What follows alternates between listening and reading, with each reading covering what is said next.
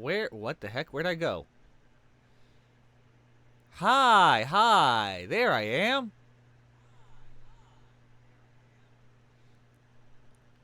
How's everyone doing tonight? It is time for some more Crimson Diamond.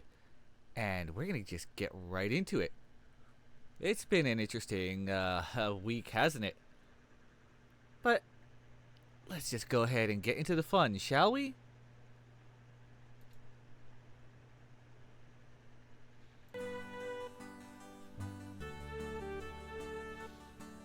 Let's go ahead and load up. Chapter 5 is alive. When we last left off, it was the middle of a murder mystery. So let's go ahead and get this mystery solved, shall we? The fun begins right. Well, hold on. Let me make sure it's... Okay, yeah, you can hear me over the audio. Good. Cool.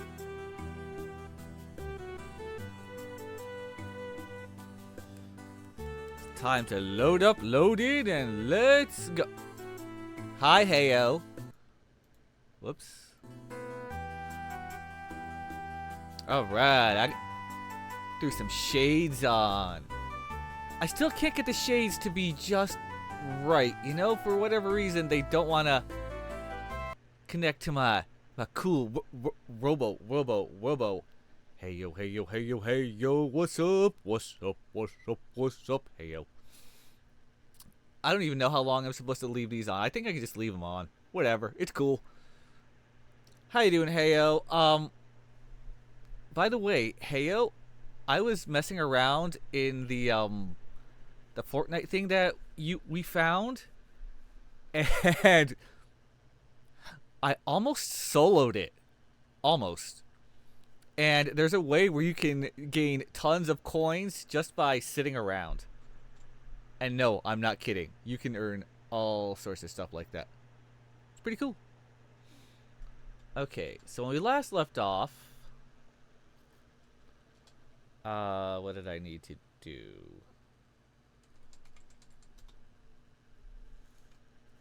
That's right. We're solving the murder mystery of the girl Margot who got poisoned. And I have to do all these quests. I have to look at the jetty. Try to find some footwear. And fingerprints. Shoe sizes. Yeah, okay, gotta get shoe sizes. So back to the jetty. Hold on.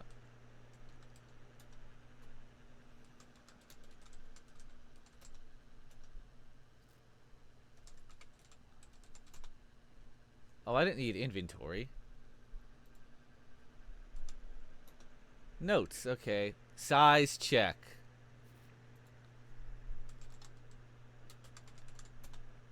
Mr. Richards. Nessa. Okay.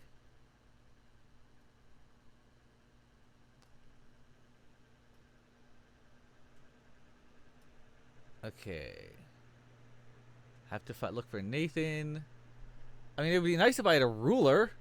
But, yeah.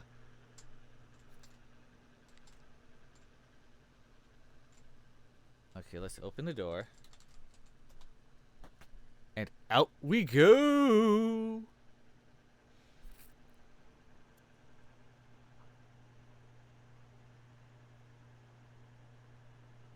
True, I will, I do need to upgrade the damage a bit more. I've upgraded my health. Another important thing to do is upgrade how much money you make in that mode, whether it's via just hanging out or beating up enemies or whatever. Okay.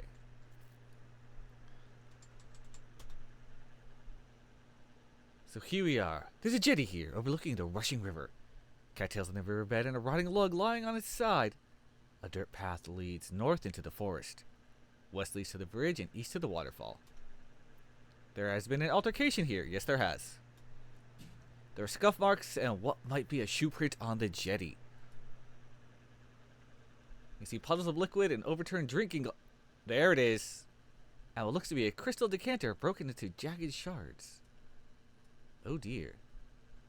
Let's go over here. Use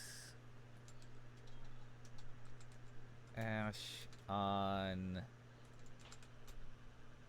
Oh, right.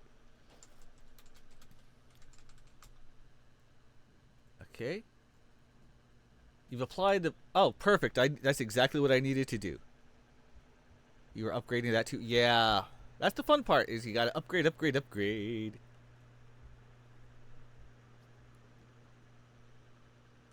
Get fingerprint. I think the only broken glass is suitable. Okay.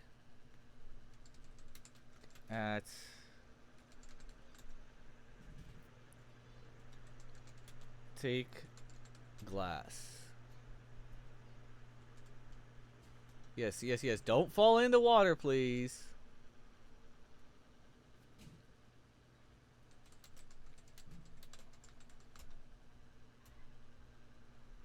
Okay, put soot on glass. I've already revealed the fingerprint. Okay. Put soot on. Okay, I already did that.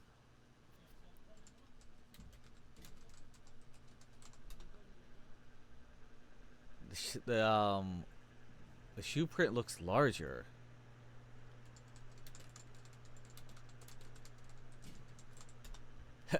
You can't use closely. I mean, that's what she said to do.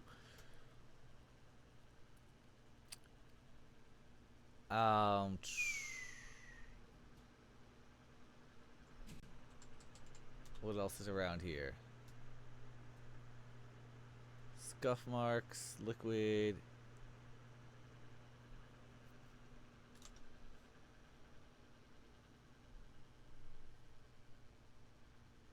Okay, found Corvus's button.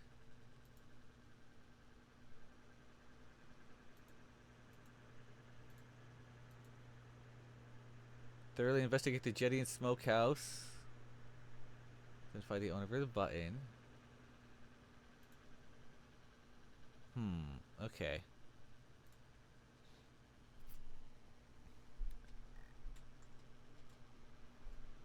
Look at shoe print.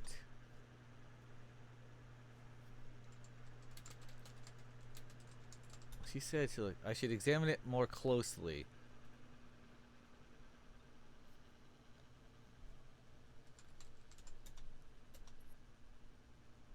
How am I supposed to look at it closely? What do I have in my inventory? I have that, which I can. What am I supposed to do? Put soot on the footprint? I can try. That wouldn't work. Okay. By the way, chat, you are welcome to suggest anything in the text parser. So go ahead. At some point, I'll take these sunglasses off, but right now, it's just chilling.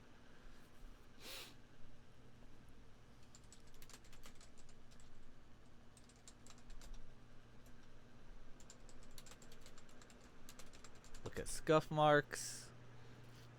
Someone might have been dragged along the wooden boards.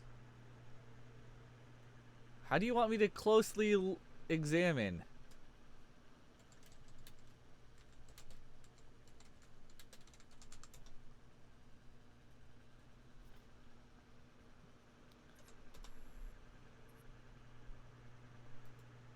No, use this on that.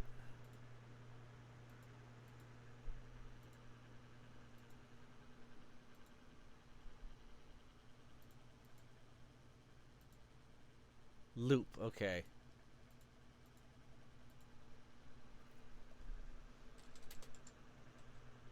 Use loop on scuff marks. Parser. It's what I'm doing. It's where you type in various commands and the game will do it or not do it. Like you can type in look or jump or like sleep or eat cookie. I don't have a cookie right now. I nibble away the chilled cookie dough from the hardened wax filling. It would go well with ice cream. Oh, that's funny. Ha! Ha! I. The funny thing is, you unintentionally helped me. Just now. I didn't. I thought I had the fingerprint already in. Well, I'm just goofing around and. Thanks, Heyo.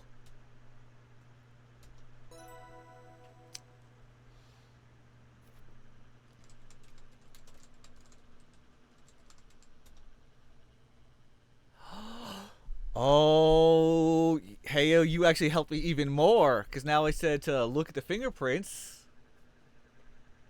And look what I just found out.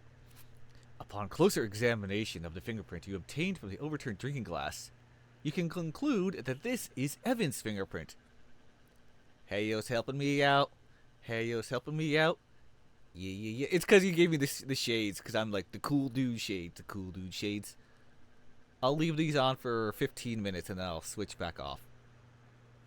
Yeah. But you've never seen a robot with shades before, huh?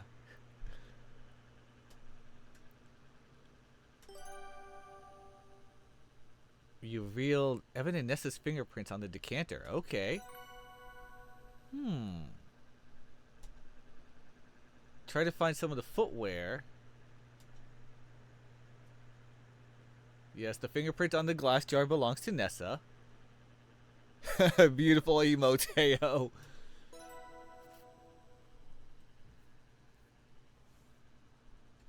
Look for a shoe. There's no shoes.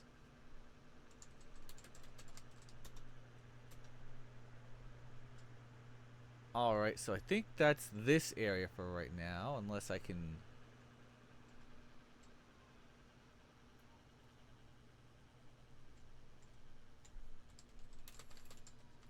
Let's look at the liquid.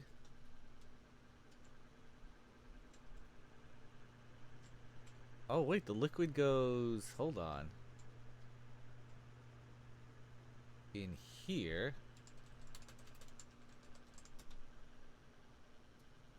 It leads here. Open the door. Let's see what we got. Don't see any liquid in here.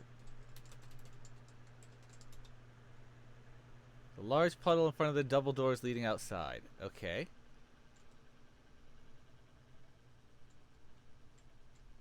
Is there anything else? Something I think is missing. Door to the west leads to the main hallway.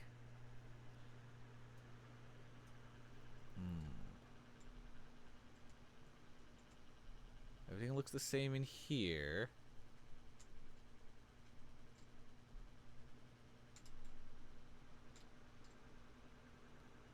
He's in here.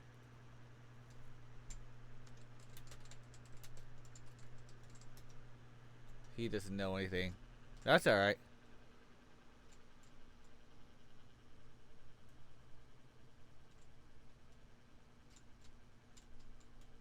Oh. Ask about blue trunk.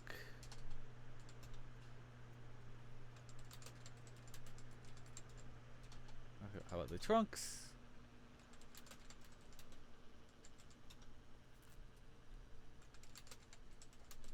Ask about the silver key. Margot's vanity opens with the silver key. Thank you. That's what I needed.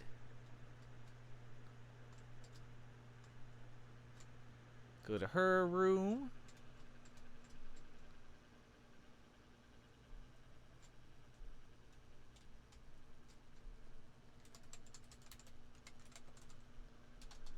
Unlock the vanity. There it is. There it is. You slide a small silver key into the vanity's lock. It fits perfectly.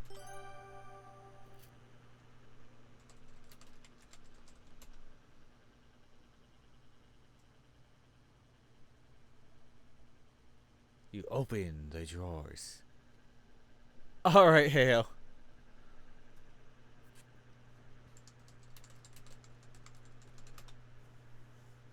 Most of the drawers are full of various cosmetics for the various parts of your face and don't interest you, of course. But one drawer holds something worthy of closer inspection. Oh, type exit or click exit. Now what do we have here? You see a slim wooden kit. How perfect.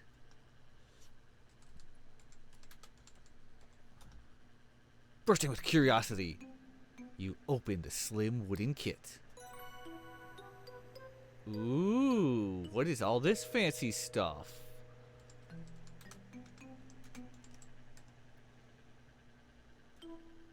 The kit contains a host of mysterious objects. Of particular interest are a pamphlet, a glass bottle, a metal box, and a small ampule. Hope I said that right. Read. Whoops, hold on. Pamphlet, okay. The cover of the pamphlet reads, Ehrlich's Magic Bullet, kit prepared by W. Martindale, chemist.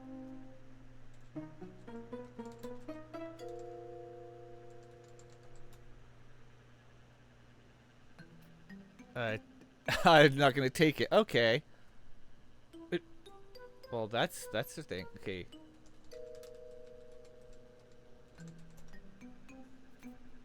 The interior of the pamphlet has detailed instructions on how to administer the mysterious contents of the kit. They are complicated, involving sterilizing water, dissolving the yellow crystals in caustic soda, methyl alcohol. They go on to say an assistant is required to help you administer the injection correctly. This acidic solution ought to be injected deeply and slowly into each buttock. Okay. I don't think I want to read anymore. The extremely small paragraph at the bottom that you can't quite make out.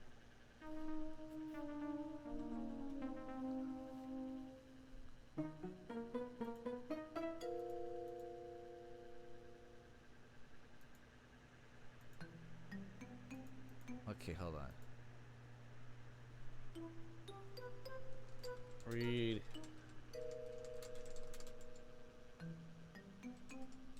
Use the loop.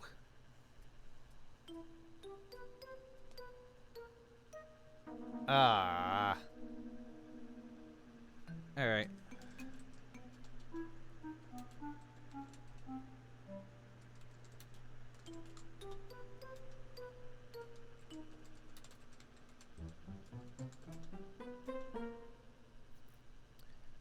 Okay.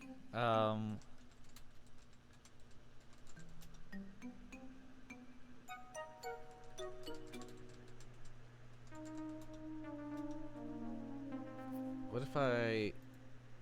Oh. Just choose exit and put it back. Hey!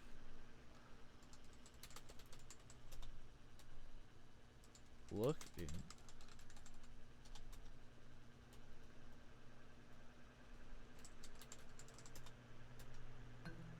Alright, let's try this again. Try this again.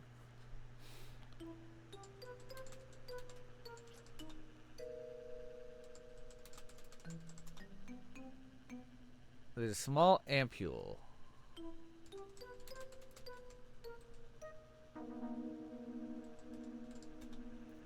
It contains a whitish yellow powder and has a paper label.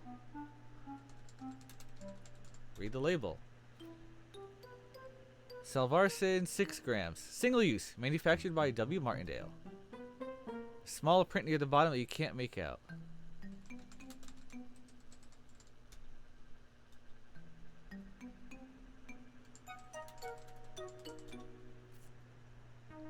Metal box and glass bottle.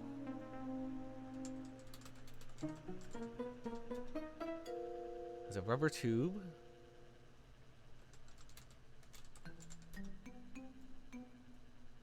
Put soot on. There's 2 fingerprints on the bottle. Nice.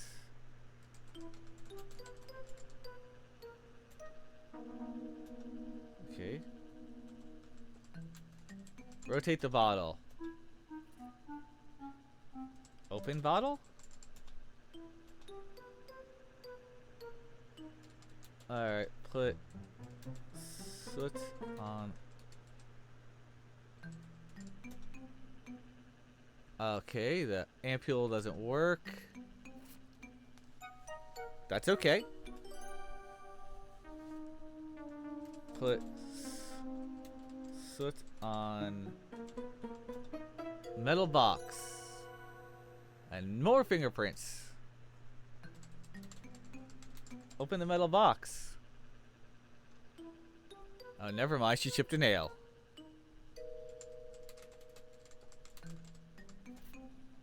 Has a shiny lid. And there's fingerprints.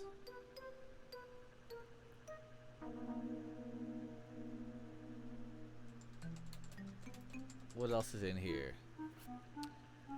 Pamphlet, glass bottle, metal box, and ampule. Okay.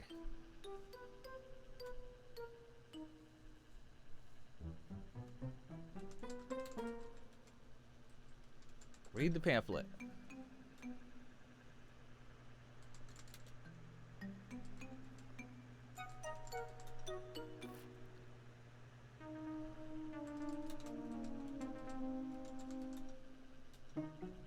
Put soot on the pamphlet. And there's fingerprints.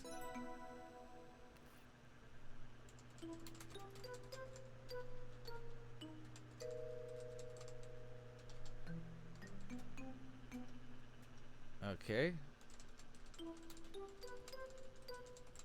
Compare the fingerprints. Hi, Zexy. How you doing, man? Appreciate you popping by. Also, I want to catch that axe creature. Let me give a shout out to Zexy, because Zexy is a good guy. Good dude.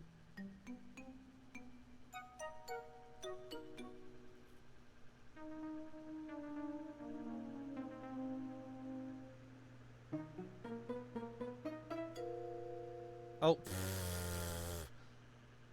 Forgot the 88.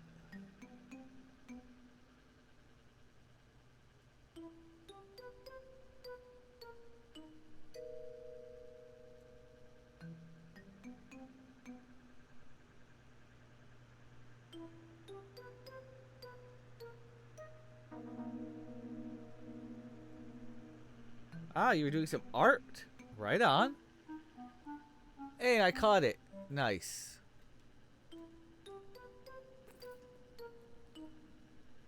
Alright.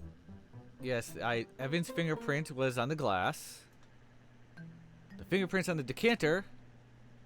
Evan and Nessa. The glass jar is Nessa.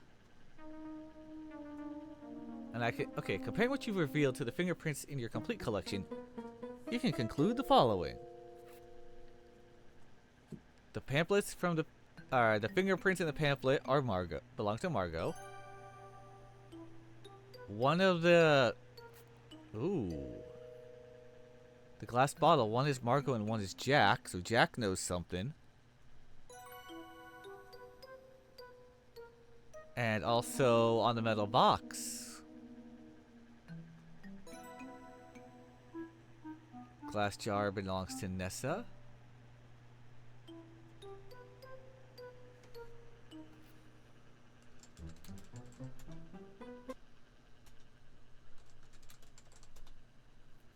Okay, so I can't take it, but I can ask them about other things. Cool.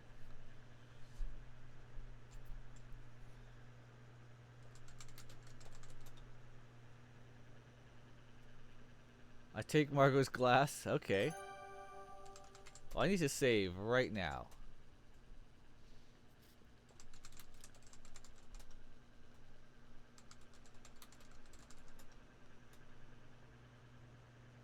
Okay.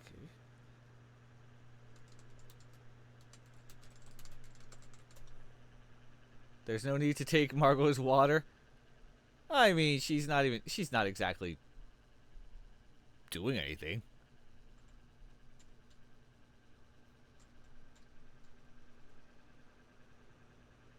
Okay, now to go downstairs, talk to Jack. Like, bro, I found out some things. Ask about...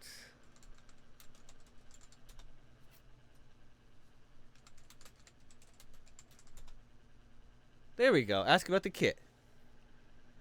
I found a strange kit in Margot's vanity. Do you know anything about that? It was full of interesting things. A kit. Nah, I don't know anything about that. I found your fingerprints on this kit, Jack. Did you have something to do with Margot's death? No! Margot had a medical condition, and I helped her take her medicine. But I never asked what was in it. The writing on the labels are tiny, and my eyes are bad.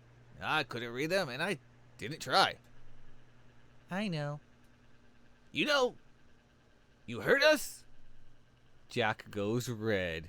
Oh. Yes, once. I didn't mean to.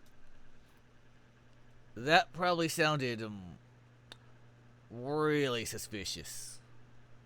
But, Nancy, we were friends, and friends only.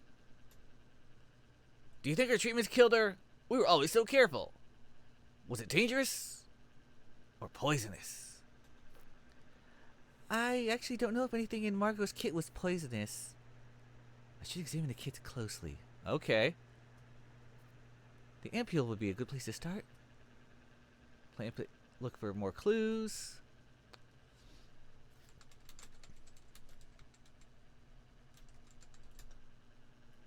Alright. Shoot. Well, I got a little further.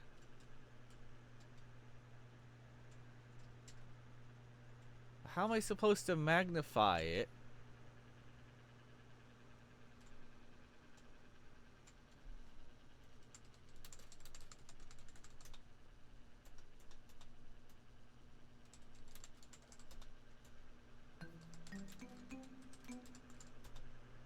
Okay, look at whitish powder and paper label. Look at the powder. Difficult to identify on sight alone. Read the label. Paper reads Salvasarin 6 grams.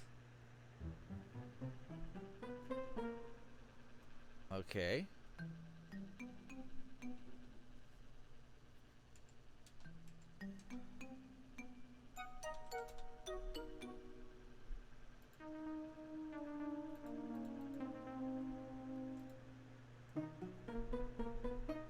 There's a white powdery residue. Okay. That's interesting. Whose shoe prints are around that? I don't know.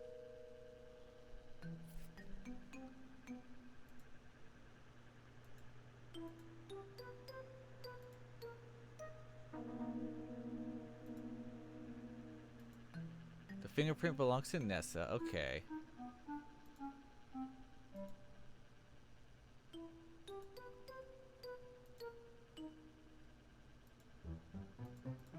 Don't need that. Loop. Okay.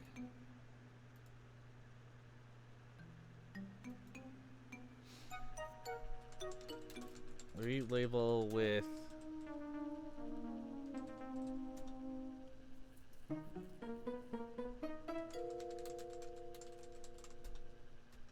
well, how am I supposed to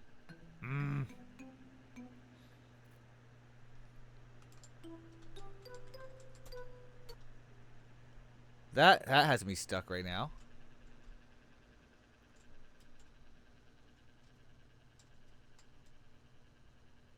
Okay, let me go find.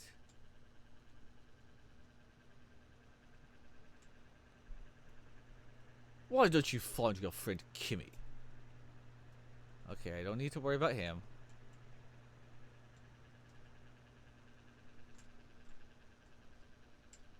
Okay, I gotta look for other people. Someone's hiding somewhere.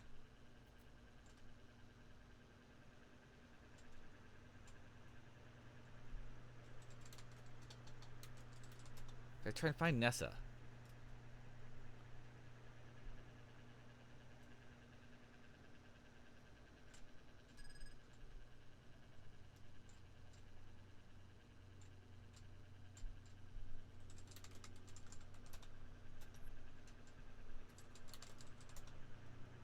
There we go.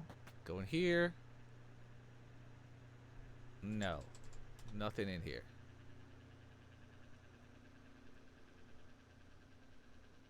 I don't need any of the food.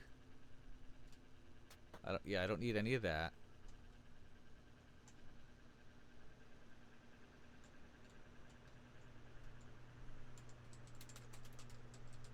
Look at the footprints.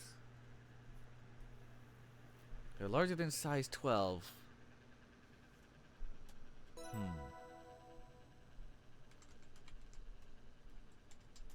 Chapter 5 is alive. Yes, it is. Yeah, okay. Where's Mr. Richards? What happened? I don't know.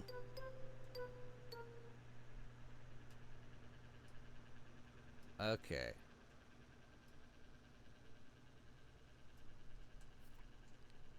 Okay. Can't do anything with the smokehouse. Can I take my rope again?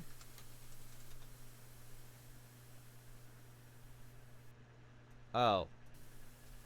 Nope, can't use the rope anymore.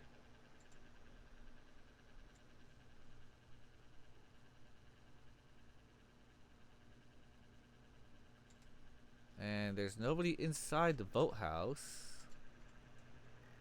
No. Nobody here. Nobody here. Nobody in here.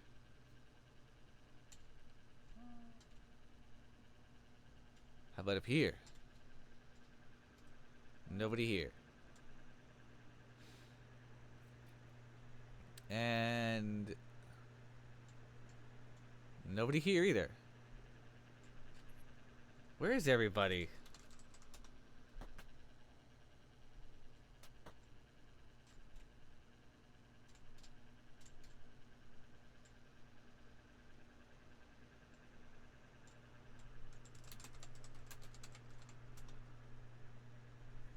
I'm really concerned about Mr. Richards, Jack. I think something's happened to him. Have you seen him recently? Look, Nancy. I'm not proud to tell you this, but sometimes Mr. Richards gets a bit belligerent when he drinks, shouting, breaking stuff, you know.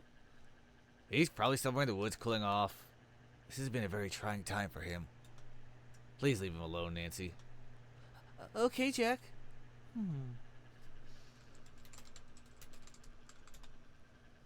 If Nessa were a nicer person, I'd say the theft of her brooch was a real shame.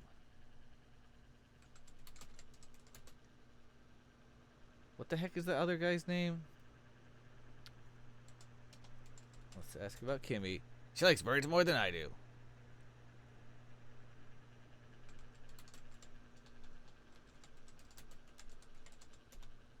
Yeah, Nessa's lackey. I think they're both in Margot's big closet room. Nessa thinks Margot stole her ruby brooch, so they're tearing the place apart looking for it. Alright, you know what? Maybe I will go. I'll ask about the kid again.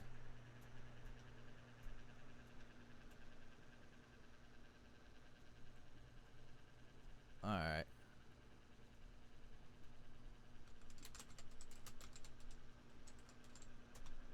Ask about the amp. No,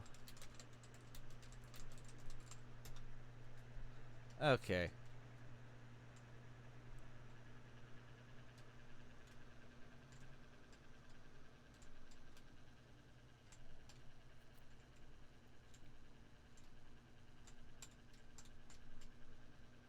Let's go in here. And let's go back in here. Ah, here we go.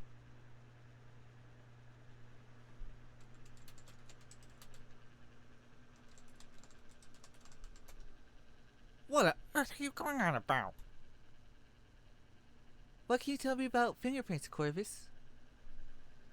In the past few years, there have been criminal cases where fingerprints have been successfully submitted as admissible evidence. But that's not my area of expertise.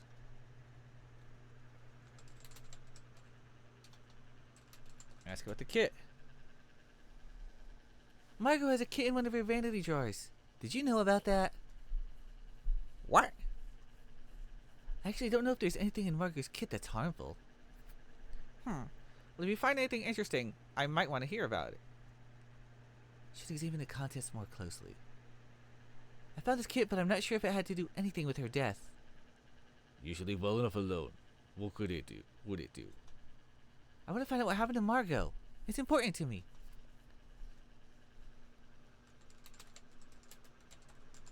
Ask about the bottle.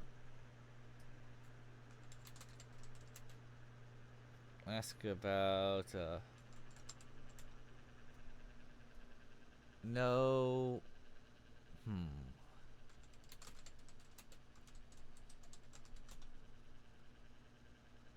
Jack needs how to...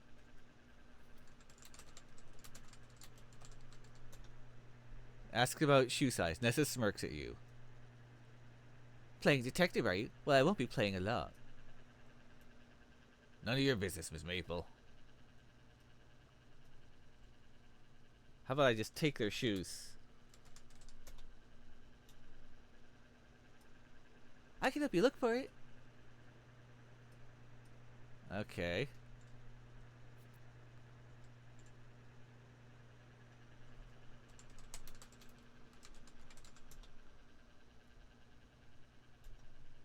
Not even worried about him. His vest is missing a metal button. Whose shoopers are around this smokehouse?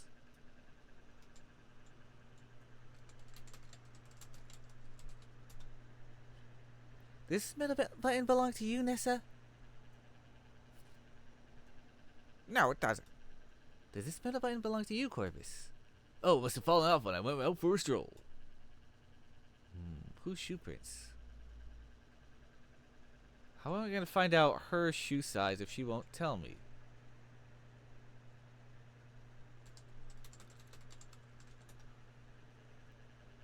Mr. Crab is the older sister. Yeah.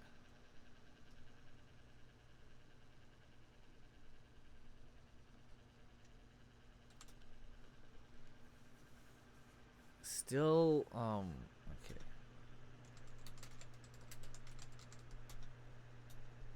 They don't know about that guy. Man, come on. You gotta know about something here.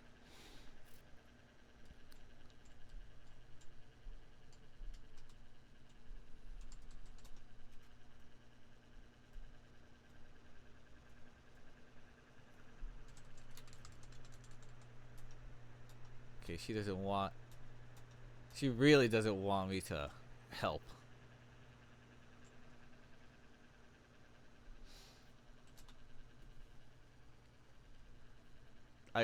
I could just knock her out. Yeah, right.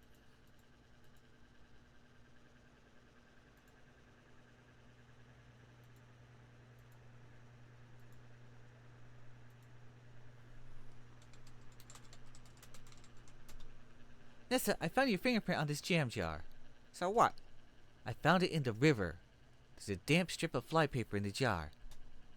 And if you examine the jar closely, there's a white powdery residue inside. The boxes of flypaper at the lodge contain arsenic. It says so right on the box. You soak the flypaper in water to get the poison out of them. I found the same type of white powdery residue in the inside of Margot's drinking glass. I bet if the residue in the glass were to be tested, it would be arsenic. I think you soaked the strips of flypaper in this jar to extract their arsenic and use them to poison Margot. I've taken a sample of Margot's hair. Did you know there are chemical tests to detect the presence of arsenic in biological samples? When she was alive, Margot spoke of bodily aches and pains and nausea, but those were recent occurrences. Probably around the time you and Corvus showed up to the lodge, I'm assuming. I examined Margot's body. I found indication that her body had been exposed to, for some time, to arsenical compounds. Wow, that's a hard word. I saw you empty your flask in the apple orchard. You were concealing arsenic-infused water in your flask. I overheard your conversation with Corvus in the apple orchard. Pretty incriminating. I've deduced enough about Margot's fate to make a very strong case to the authorities. I believe you murdered Margot and used arsenic that you obtained from flypaper to do it. Nessa averts her eyes and looks uneasy for a moment before composing herself. And here comes the bullshit. She grimaces. No one will believe you. Why would they? You're just a silly girl. We'll see about that. I'll bring this to the authorities. What I know will go over your head.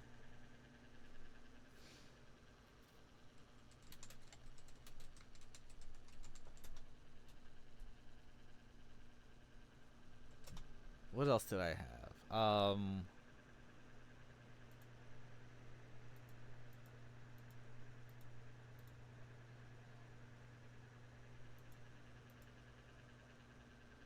Okay.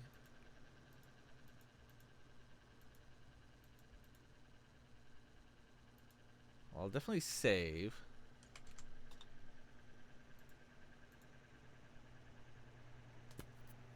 And we'll be moving right on. Okay.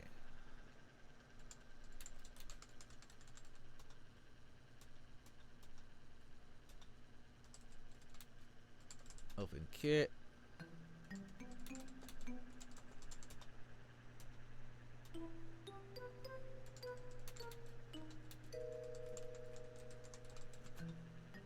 The glass bottle, okay. Oh, compare fingerprints.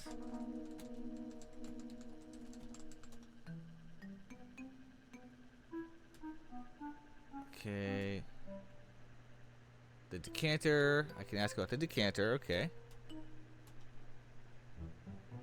The glass jar.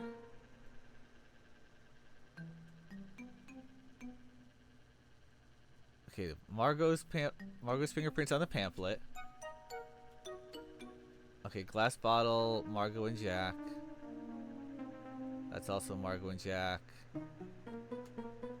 Fingerprint on the glass jar.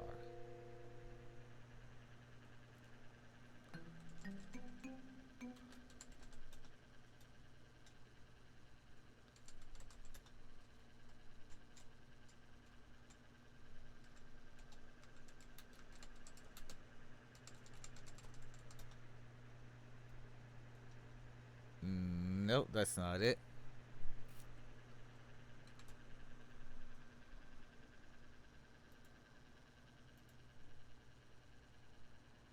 This is fingerprint found at the jetty. Examine the kit bottle fingerprint. Oh, I need to do that.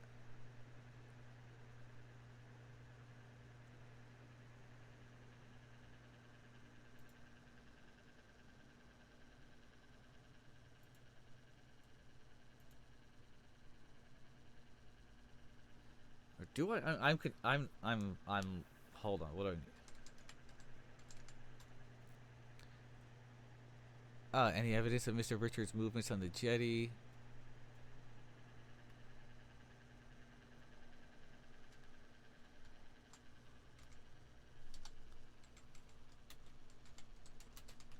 Ask about Evan. Mr. Richards seems to be missing. Do you have any idea where he might be? He was last seen at the jetty. I found a broken decanter nearby with your fingerprint on it. Can you explain that? The crystal decanter from the dining room?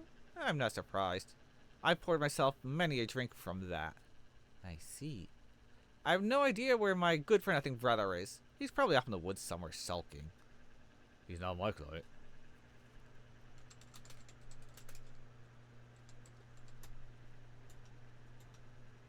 Okay.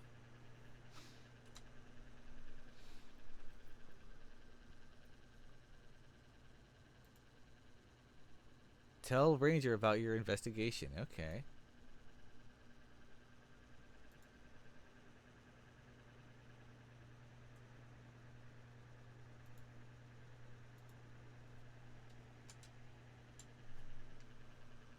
Look in drawer.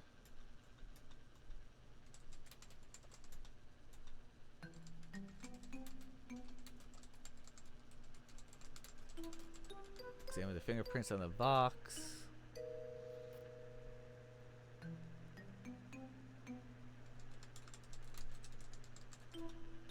Examine the powder. Okay.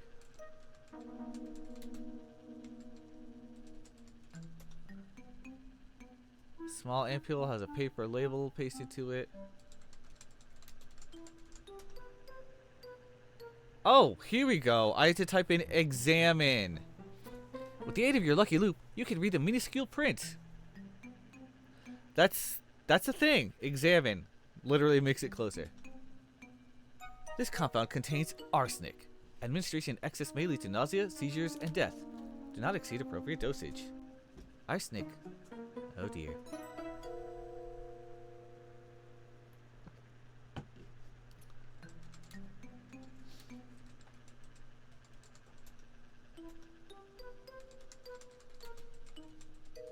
So examine the pamphlet.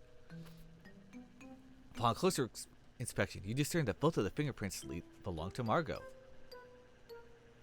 Only Margot read the contents of the pamphlet.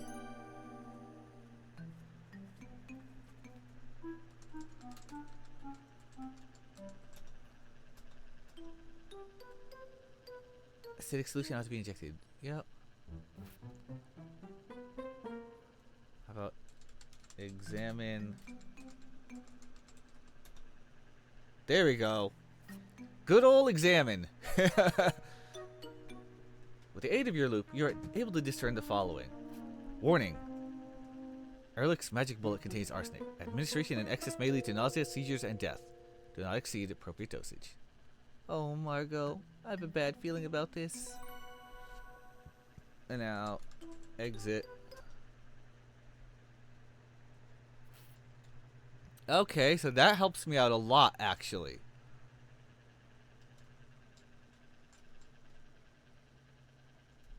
It's as simple as literally just typing the word examine.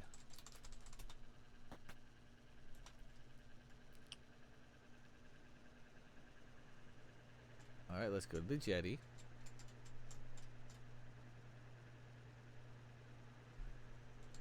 Examine scuff marks.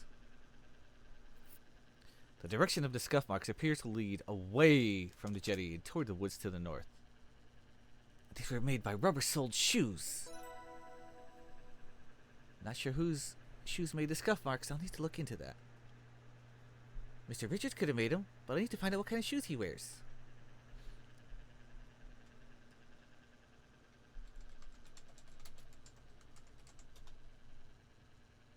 The liquid has yet to be absorbed in the dock. Even in the moonlight, you can see that it's golden yellow, and it's whiskey. What a waste. It's definitely alcohol. Mr. Richards was not that long ago. If you drunkenly fall into the river, I expect to see watermarks on the jetty where his impact caused splashes. Besides spilled alcohol, the jetty's dry. Okay. Examine tree.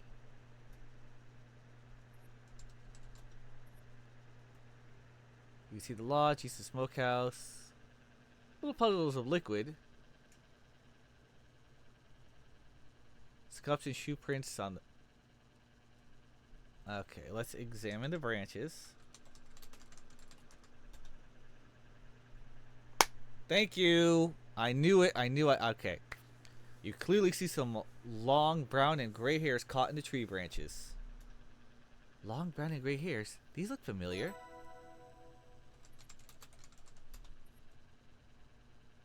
I take some of the hairs. Might be useful.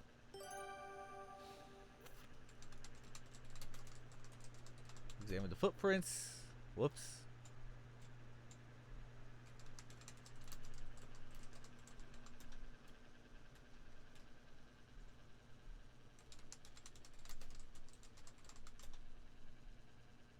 You see some faint footprints on the that look like the same size 14 shoe, but they're smaller shoe prints too.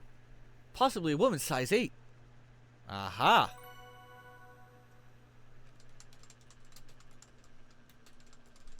Examine the scuff marks.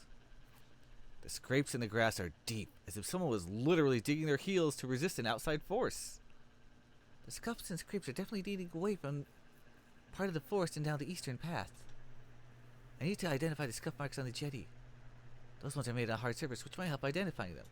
Which you did already.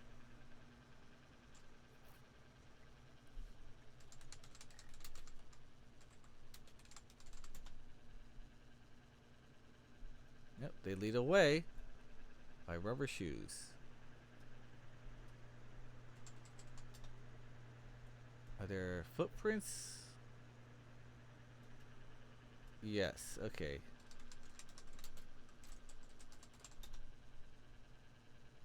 Aha! Upon closer inspection, you ascertain the shoe print came from a size 14 foot. Okay.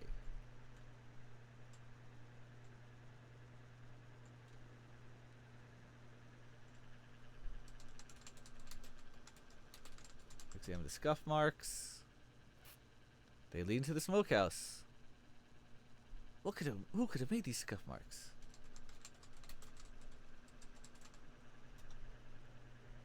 The shoe prints came a size 14 and 8.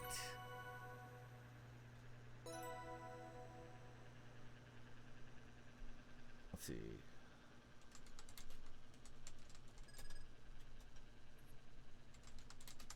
Size check. Whose shoe made it? Mr. Richards wears 12. Size 14 feet. Jack didn't. Corvus wears a 14. Albert and Mr. Richards. Yeah, Albert's not important.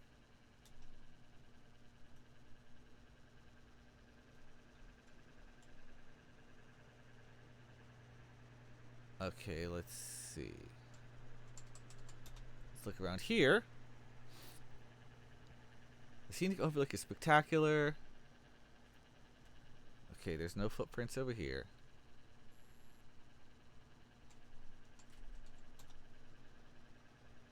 Nothing here.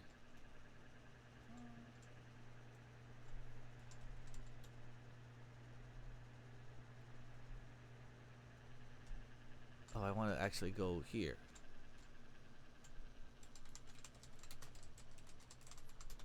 Examine the footprints. They came from a 14 shoe.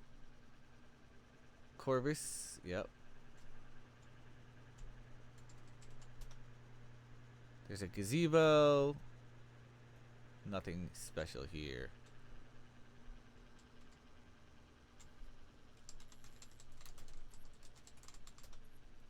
There's no footprints here. Okay.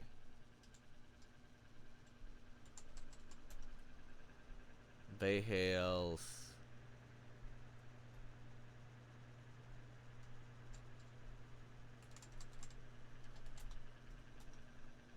I wonder if anything's hiding in the hay. We'll see.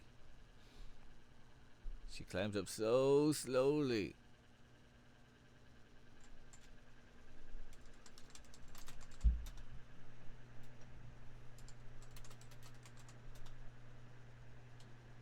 There's no need for them. Sit on hay. Hay is for horses.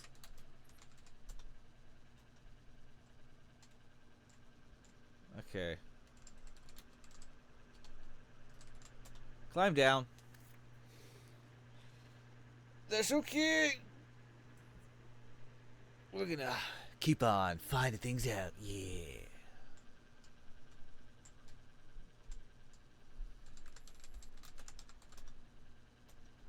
It would not benefit. Okay.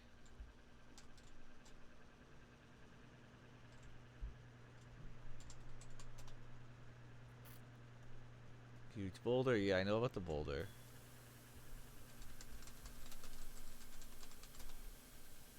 Yeah, look at these footprints. Those are Kimmy's. 6 or 6.5.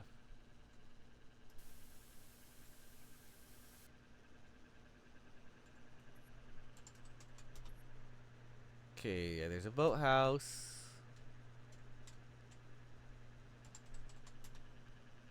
Canoes, oars, tackle box. Yeah.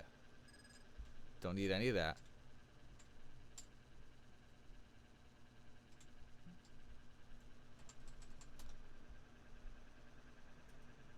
Nathan and Jack have left shoe prints. Oh, there we go.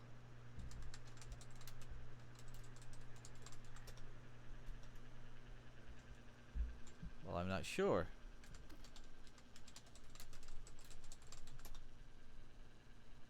Jack was walking quite extensively on this part of the riverbank, size 12.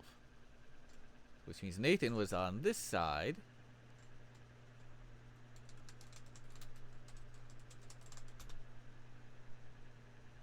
Quite large and freshly made. I conclude he wears a size 16. That's good. Now we know his.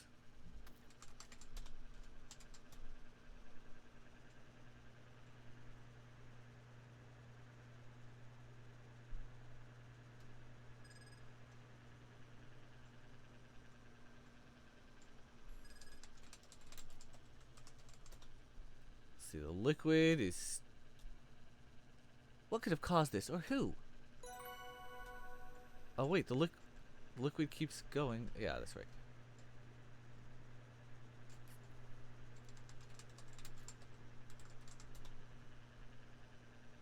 The porous paving stones have soaked up most of the liquid. That's alright.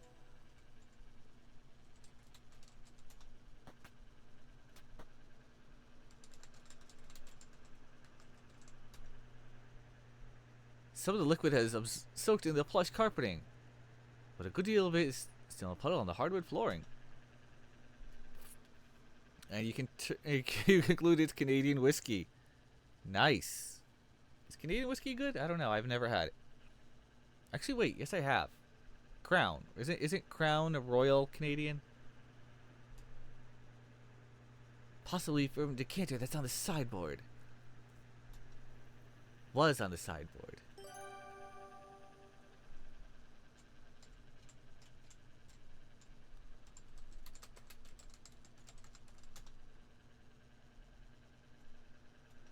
Okay.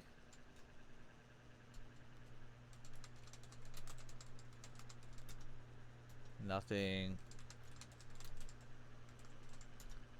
Nope, that's over there.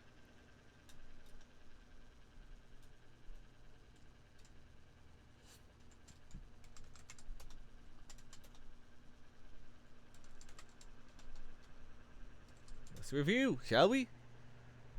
Evidence of Mr. Richards' movements on the jetty? Try to find some of his footwear. Whose shoe prints are around the smokehouse?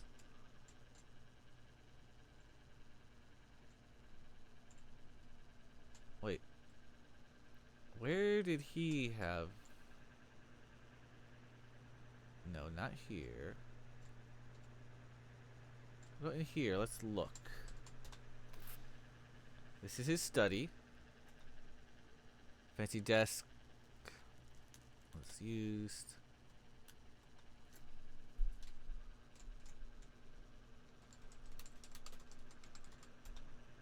Nothing in the basket. Ah, hello. What's this? What's this? What's this? What's this? Nessa stepping on the documents scattered all over the lush carpet has created very clear imprints of her shoes. Ah. I already know Kimmy's shoe size, so this shoe print must belong to Nessa. It came from women's shoes, judging by the heel, and other men have feet nearly this small. I'd say Nessa wears a size 8. Could be useful. Matches one of the shoe prints I found outside the smokehouse. And there's all the shoe sizes. I've collected all the shoe sizes of everyone in the lodge who could have made shoe prints by the smokehouse. I can definitively say that Nessa had something to do with her brother's disappearance. I've got everyone's shoe size. Corvus wears 14. He was involved in the altercation at the jetty. Nessa and Corvus, the shoe prints were found leading away from the jetty.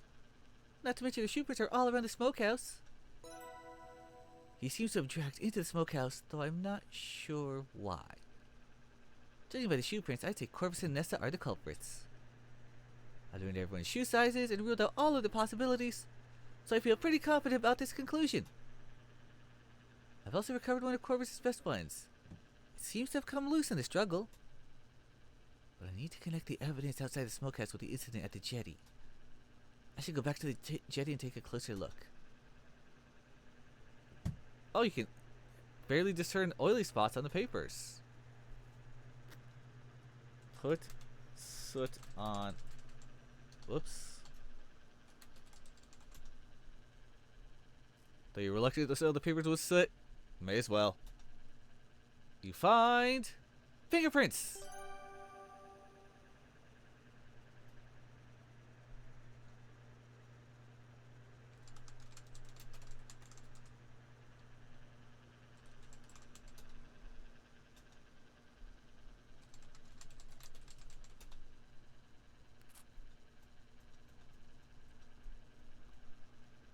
There we go. Upon closer inspection and comparing the set of fingerprints you've collected, you conclude one belongs to Mr. Richards, but the other belongs to Nessa, which is not surprising.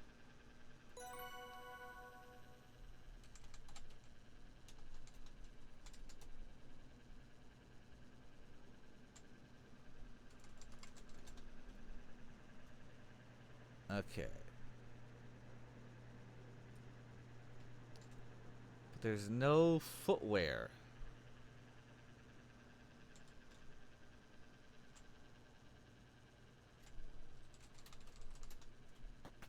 Alright, I'll go back to the jetty. Let's check it out.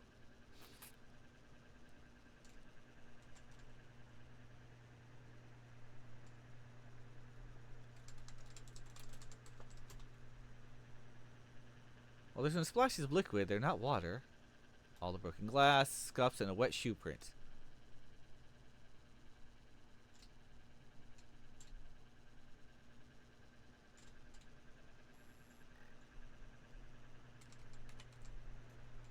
Alright, let's see if I can go in here now. Oh! Nessie, I'm busy in here. Please step outside. Nathan is frantically rummaging the smokehouse. Nathan! Where's Mr. Richards? What happened? I don't know. That's what I'm trying to find out. If you don't have any helpful information, please leave me to figure this out. Oh, of course. Still?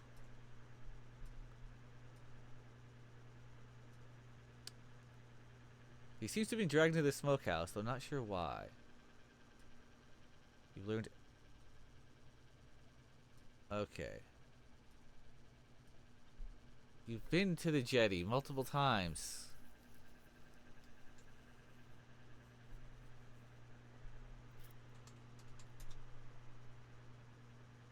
There's a jetty here.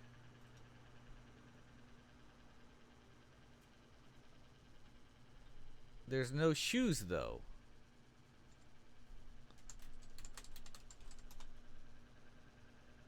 The log has nothing in it. Okay.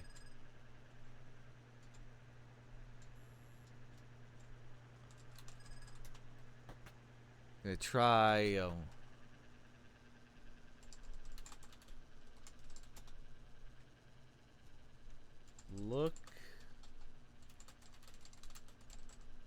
Look at the men's boots.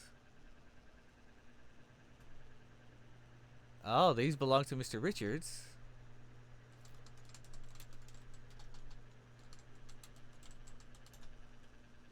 Take a closer look at the men's boots in the right-hand cubby.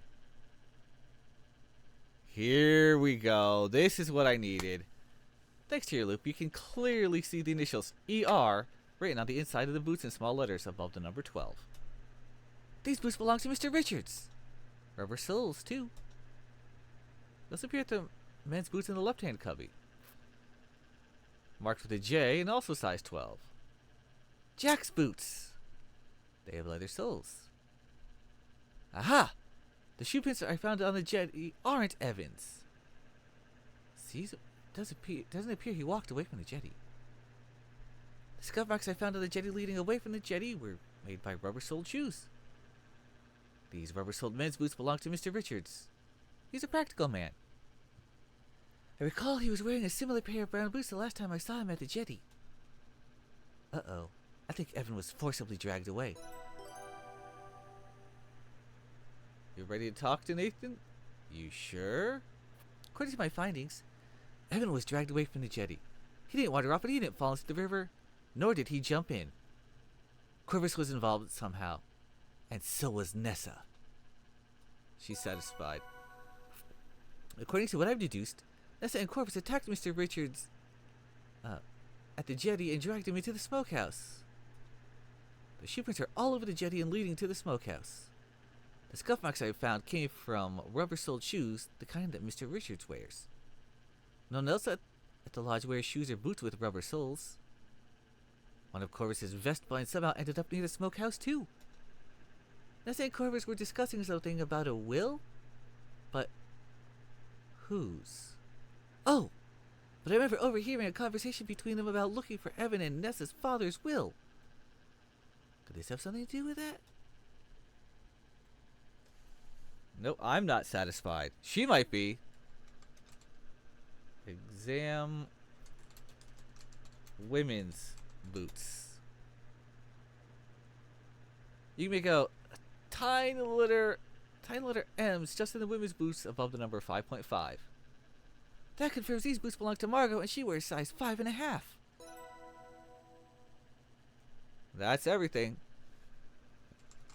Save again. I'm gonna go bother the two upstairs.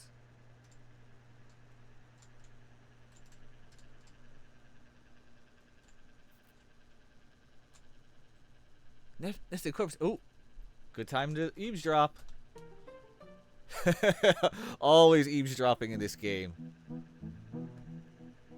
That hussy, that harlot, that strumpet.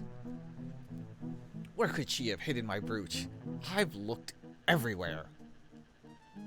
Nessa, we can't be hanging around much longer. I finished writing the new will. You've got an Albert's report. We're finished here. I know that, and I don't need reminding. Once we're finished searching here, we'll get back to Evan. Make him sign. Shh. Who knows who's listening? The walls have ears. Yes, yes. Corvus read a new will? I should see about that. I bet he's got it stored in that satchel of his. Oh.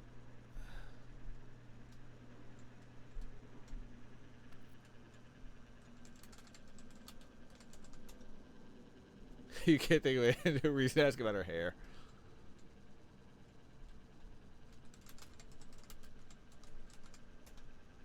My ruby brooch. Have you seen it? I'm looking for it right now. Sure, Margot stole it.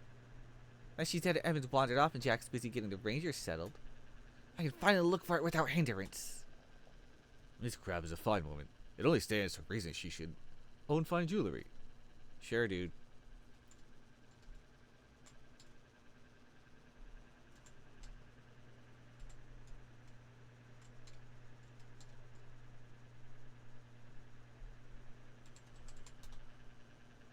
Okay, this looks good. There's a large dresser, pair of beds. Look at bed. There's a leather satchel. Of course it's locked. The key has to be around here somewhere. Yeah, of course.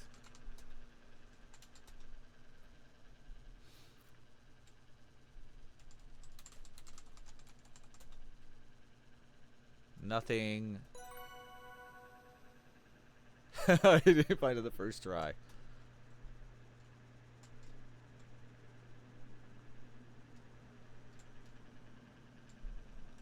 Look in clothes. The clothes are clean. Alright, let's look under pillow. But first under the bed. You methodically search in the bed, under the bed, and even under the pillow for the satchel key. Davey! Oh, what is up, dude? Let me give you a shout out. How are you, my good sir? Everyone, if you're not following Davey Valentine, he is a fantastic British variety streamer. Streams a lot of Grandia, Jackbox, and just good times. Lunar remaster. Oh.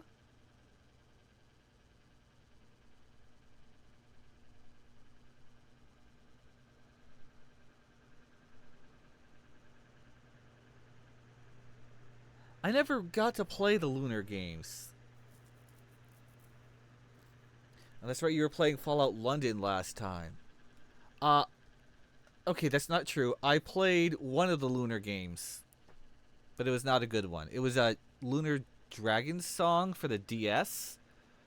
It, I don't know. I guess I know that there's like Silver Star Saga and all these other cool Lunar games. I just never got around to. PS1 had some fantastic RPGs back in that day, man. So many of them and I didn't play them. Oh well. Not here? Should she keep looking?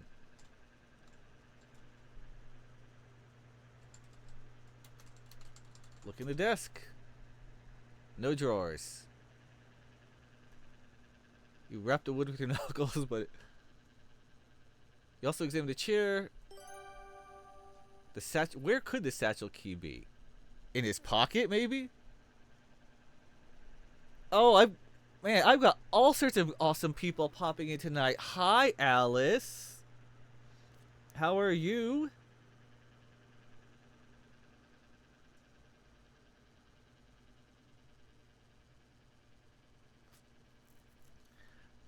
Another great streamer here is Reaper Alice. She has played Sekiro and Cyberpunk and has been working on the Talos Principle. All sorts of good stuff. Good vibes, good times, lots of chaos. As for this, well, your surfing channels and such, been lurking. Aw, well thank you, appreciate it, and thanks for the first time chat. So I'm in the midst of the murder mystery. The satchel that's on this guy's bed right here is locked. It's a shady lawyer, and I need to find the key to the satchel because not only did somebody get murdered, but the boyfriend of the person who got murdered has gotten beaten up and is currently missing. Yeah. There's a side game of Talos? No, I did not know about the side game. I know that Talos Principle has some DLC, but I was having a hard time earlier with the windows. Oh, yeah, it's all good fun. I love this style of game. I just always have since even when the very first computer I ever played on was an old Tandy 1000 that my mom got so many years ago, but it could play the King's Quest games.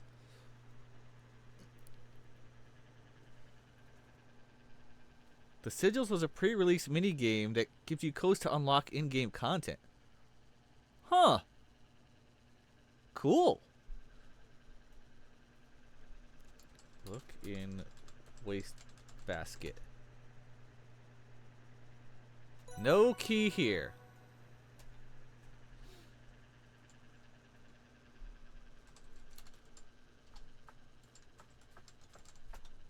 The luggage is locked. Of course it is. Look. Okay, examine chair. Carefully examine the chair, under the chair, between the cushioning where objects may have fallen. Nothing. Yeah.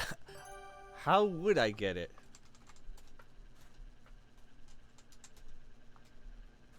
Okay, so if he's got it, I'm going to pickpocket him.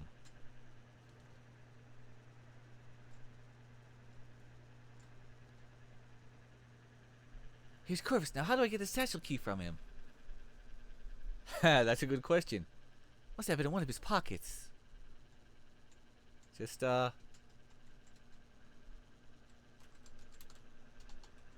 Steal the key. So this game is called The Crimson Diamond, and it is a text parser. I love these kind of games. They're like the King's Quest.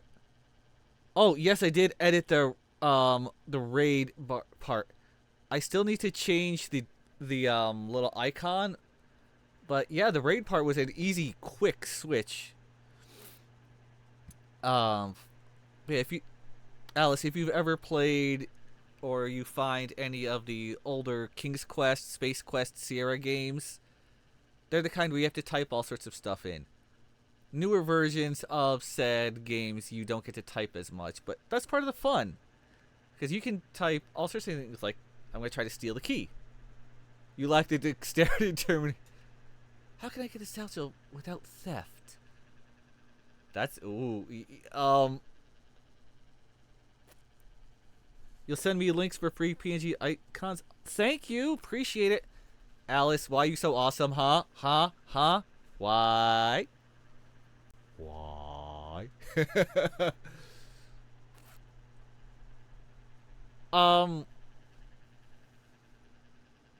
It doesn't matter whether it's because trauma response.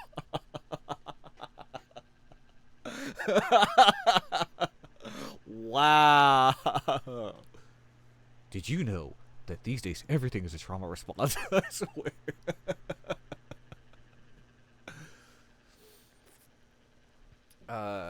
Honestly, Nancy's the lead character in this game. I don't think you can get it without theft, unless you.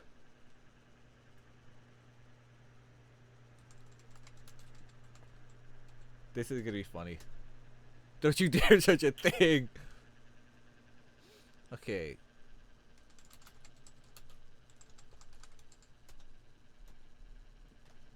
Ask. Yes, it. Okay.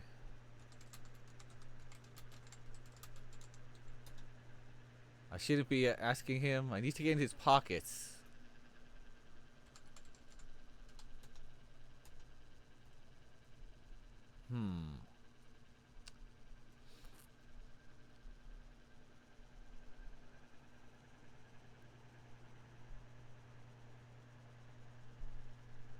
You think I got all this humor from having a healthy childhood?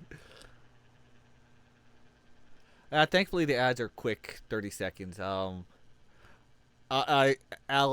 I get that so much. Yeah, the sense of humor from having a healthy child. Yay for having dark and twisted humor, 'cause our childhoods were all messed up.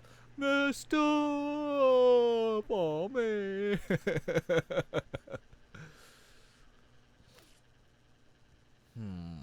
How would I distract Corvus?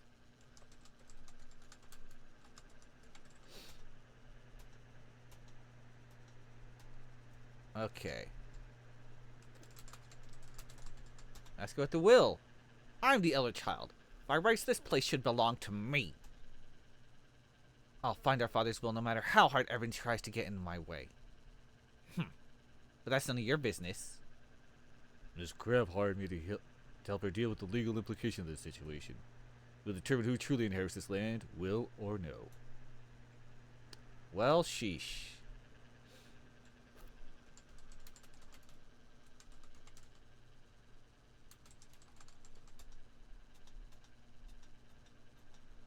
Look at pants.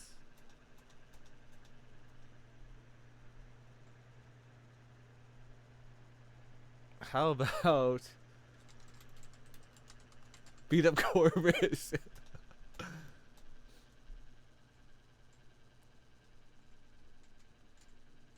Alright, so I have to steal. He has the key on him, but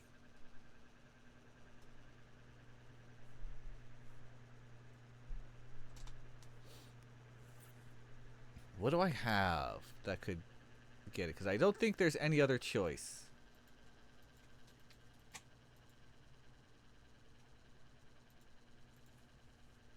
Long gray hairs still have their follicles. And can either remove with force. Only Nessa has hair like that. Oh, that's good.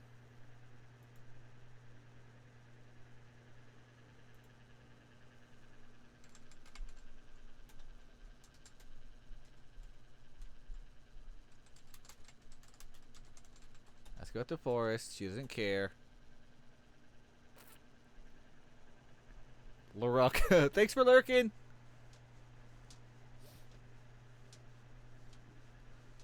How would I get his key? Oh, I know.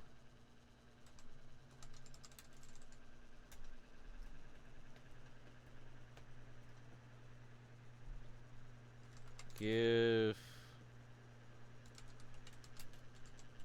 Corvus the key. Why would I want that? Alright. So how would I then grab his key?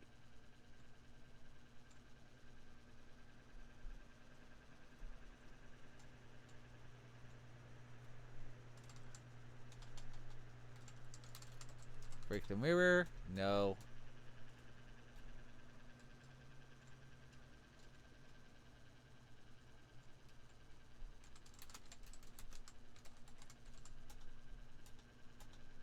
Okay, that's not gonna... So I can't grab his key right now. That's okay.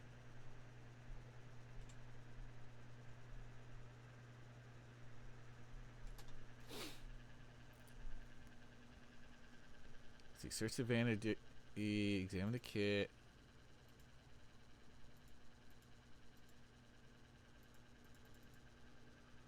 I gotta get his key somehow.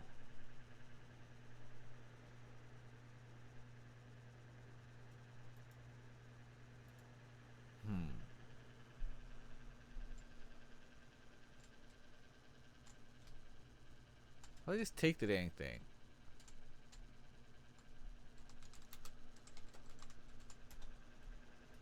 Yeah, he probably wouldn't, but that's okay.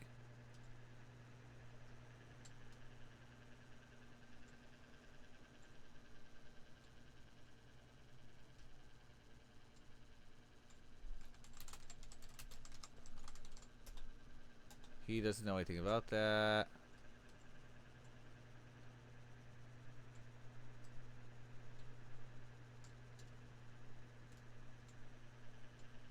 Kimmy might know. Oh, she's sleeping.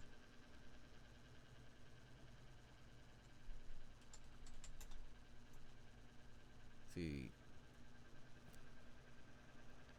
The glass paint. Yeah, we know about that. The broken glass.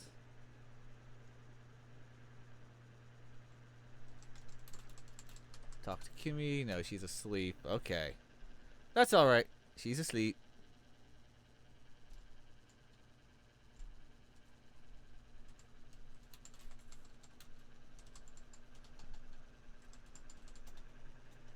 Nothing there. Let's try examining the satchel.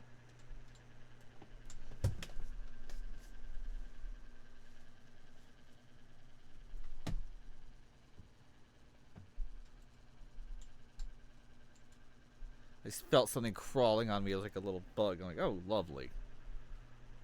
Thought it was my cat's tail for a second.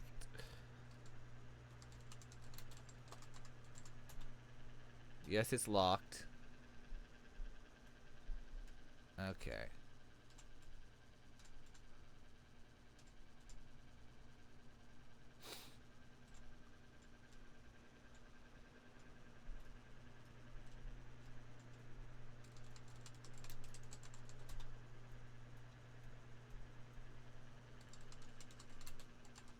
Examine Corvus.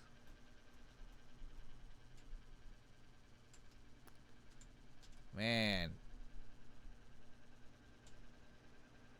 And I don't think I have anything I can give him or a way of getting his. Unless I, like. What? Throw something on his pants? Not yet, Saber. Still early. Saber already wants to go out.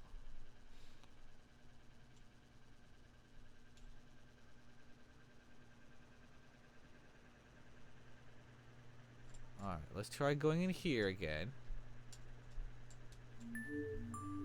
Nathan, I have a theory about what's happened to Evan. I'm listening. There are shoe prints all over the jetty leading into the smokehouse. Yes, I saw those, but I have no idea who those could belong to. I do! I did a bit of detective work and learned the shoe sizes of everyone in the lodge. You did? I certainly did. This is why she has to change her last name to Drew. Nancy Drew. Come on. Come on. We get the joke, don't we? And according to my findings, I've concluded that Nessa and Corvus dragged Mr. Richards off the jetty and into the smokehouse. That makes a lot of sense to me, Nancy. But where is he now? That's what we need to find out. You're absolutely right about that. Please let me take a look in here and see what I can find. You've done very well, Nancy. Maybe you can figure out where Evan is now. So far, I've come up empty-handed. Thanks, Nathan. I'll try not to let you down. If you find anything of significance, let me know as soon as possible.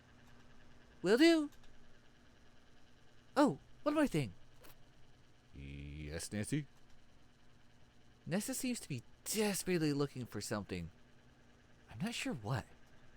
She made a mess of the study. There are papers all over. I think it has something to do with the will. I heard them talking about it in the parlor last night. A will? Come to think of it, they were discussing Evan and Nessa's father's will. That was after dinner yesterday. I need to go talk to Jack about all this. Meet us in the study when you're finished here. You can tell us about this Erstaz will. Wow, that's a tricky word. This Erstaz will and the mineralogical report then. Good luck, Nancy. Good luck to you too. Okay, what do we have here? A chance to save and advance the story. That's what we have here. Had a good crowd so far tonight. Appreciate every one of you. Look. An array of smoked meat and fish are hanging to dry and cure. A work table with a deeply scratched work surfaces against one wall. You see a big bag of salt, a barrel, and a large pot. The smokehouse is in disarray. Debris covers the table and floor. Might even be something on the wall. Yeek. What happened here? Examine the wall. There's a simple symbol marked in something sticky and red on the smokehouse wall. Whoa. The symbol appears to be a circle within a circle. The smaller circle is copiously filled in with a red substance. Uh-oh. Wonder what the symbol is painted with. Not paint. It's sticky, drippy, red, and a bit chunky. Blood. It's blood.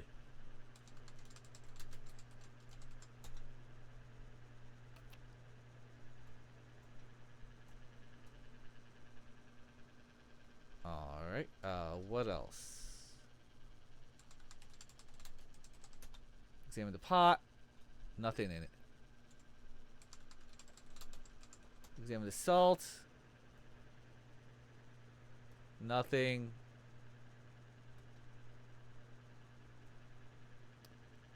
Nope, nothing there. Examine the barrel. There's Jordan almonds scattered all over the table. Why would Jordan almonds be in the smokehouse? Somebody had them in the pocket.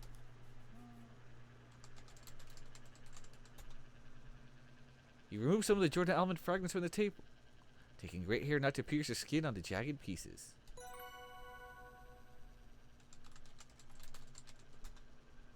It looks yummy.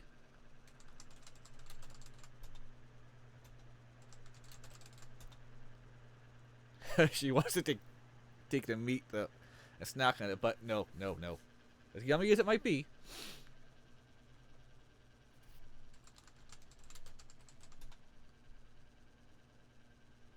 Oh, there's more. Thanks to your loop, you can clearly see that yellow fibers on the floor from the smokehouse are of hempen rope. The fibers broken off into small twisted strands, possibly caused by friction. What or who could have done this? Could it be that Mr. Richards was tied up here in the smokehouse? Uh-oh. You can see cookie crumbs on the floor. Those look like the crumbs from the cookie Jack was baking earlier. I even see bits of jam. Interesting.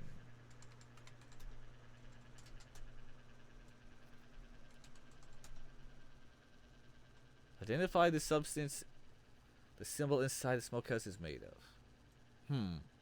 How would I do that? Examine the rope fibers. Evan may have been tied up thumbprint cookie crumbs.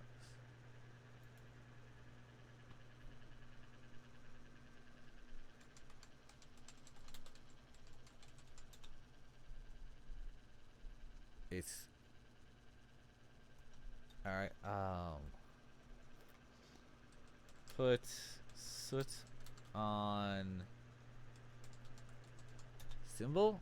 No. Put soot on table?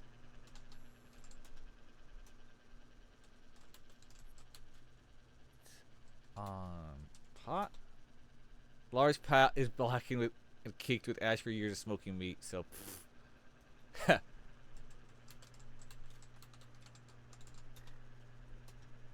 okay. Guess right now that's is that everything in here?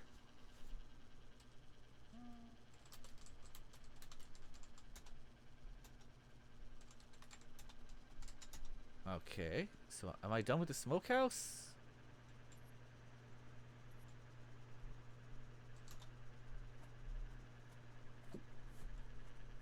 Whoops, don't need that. Jagged fragments of the Jordan almonds that you found in the smokehouse are wickedly sharp. Inspecting the Jordan almond fragments through your loop, you can see conchoidal fractures in the candy shell that remind you of the sharpest obsidian. Damn.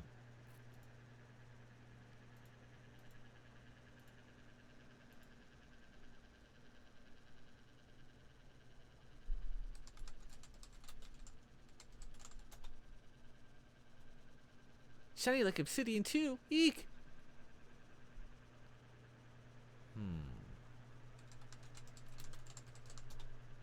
You can't use blood in this game.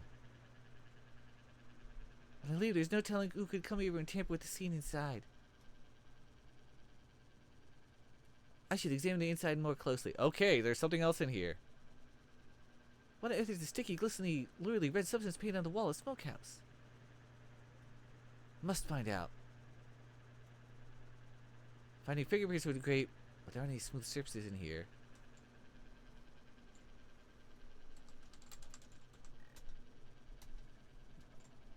Put salt on the symbol. So there's something else here. On eat the almonds? No. That's funny. Okay, so I can't leave yet.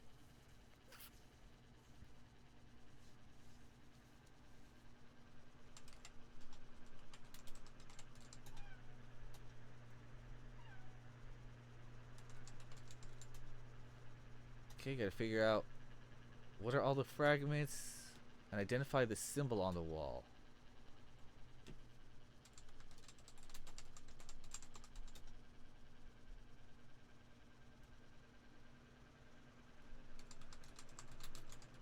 Examine the symbol.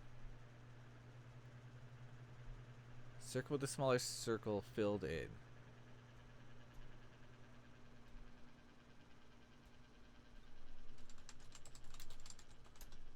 Examine the meat. No. Okay.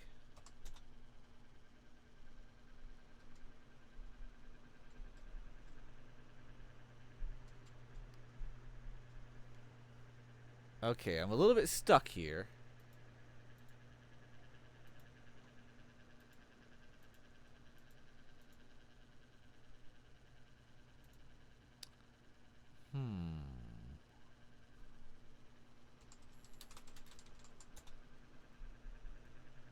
Barely made a symbol low on the wall under the table.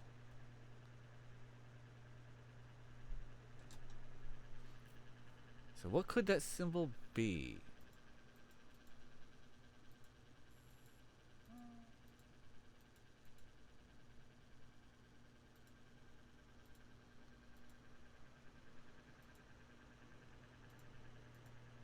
No, that's not it.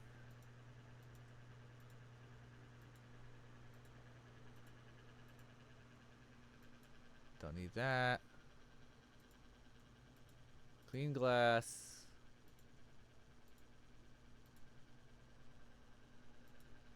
Investigating all these just in case.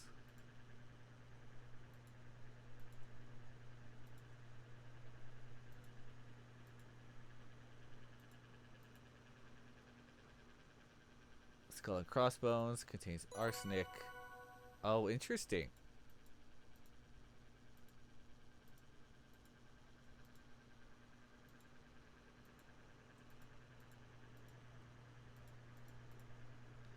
Most of this stuff doesn't matter too much.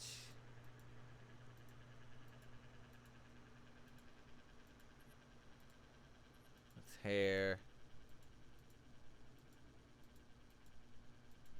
I know about the fingerprints.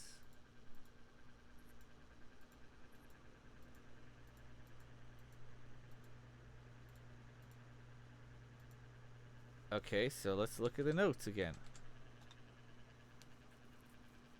Flypaper contains... Yes, we know that the flypaper contains arsenic.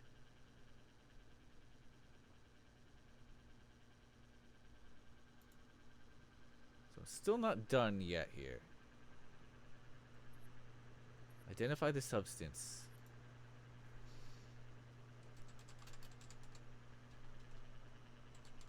Touch the symbol.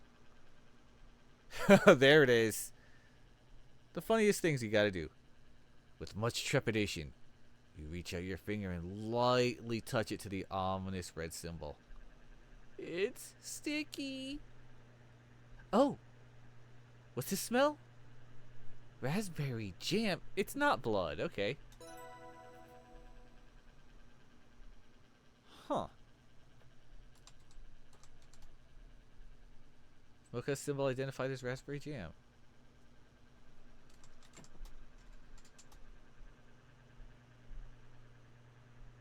Nope. She's not done with the examination.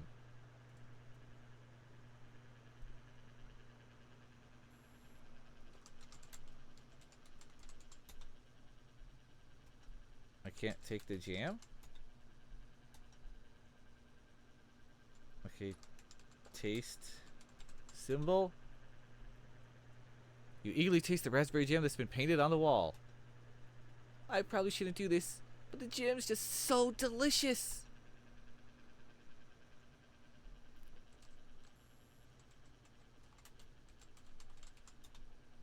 Yeah, we know it's you can't take the jam. Okay, so what else do I need to do?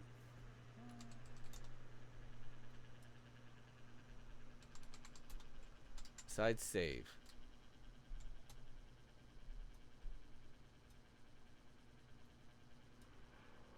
Okay. No, okay, she won't. Okay, she can't walk out until it's done. Oh boy. Hi, kitten.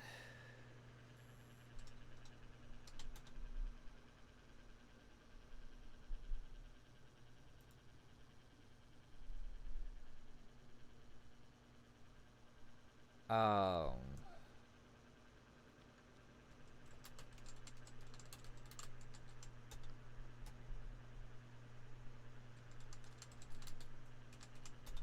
Examine the jam. It won't benefit.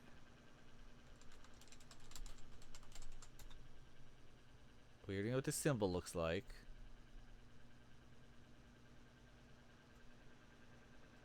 The red color looks a bit gory until you know it's just raspberry jam. Okay, yeah, I know. It's not blood, it's jam.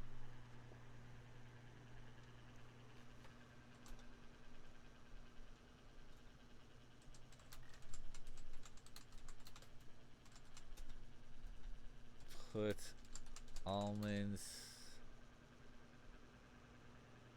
on symbol. No.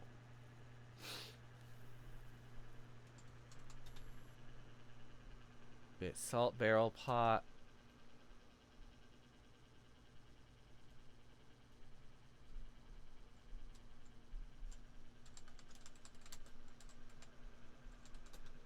Examine the fibers. Come off a hempen rope. Oh, let's take the fibers. They're not worth taking. We gotta figure it out somehow.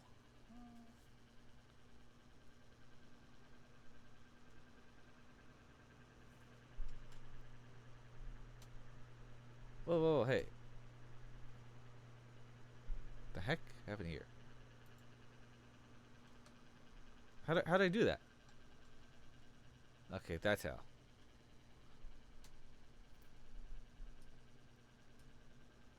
Finding fingerprints would be great, but there aren't smooth surfaces. Oh, wait a minute. Put soot.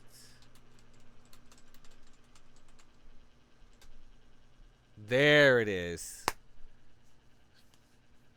You carefully dust the Jordan almond fragments for fingerprints, and recover a partial fingerprint.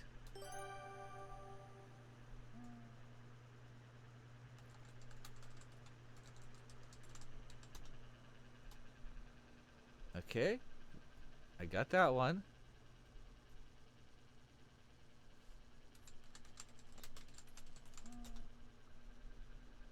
Through your loop, you can see conchoidal fractures in the candy shell. Yes.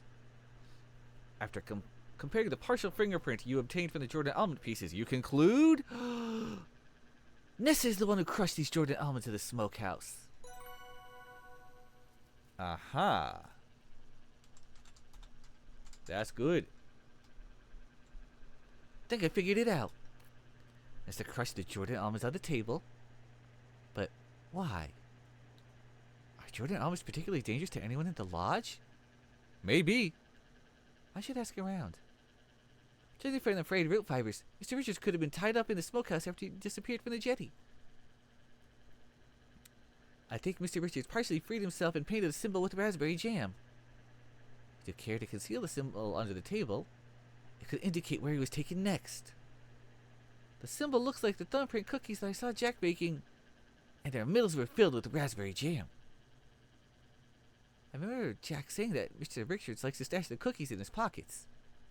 And I did find cookie crumbs on the floor of the smokehouse. I know that another name for the thumbprint cookies is Halangrata. Halangrata means raspberry cave in Swedish. So if Mr. Richards is trying to help people find him, then he's in a place that would be a raspberry cave. Garnets! He must have been taken to the garnet mines. What's this planning? I don't have a good feeling about this. I'll talk to Jack. Maybe he can help. I should talk to Nathan and Jack about all this. Oh, we're getting somewhere now. What are we gonna find out next, huh? Alright, where are we gonna find these guys? Wee!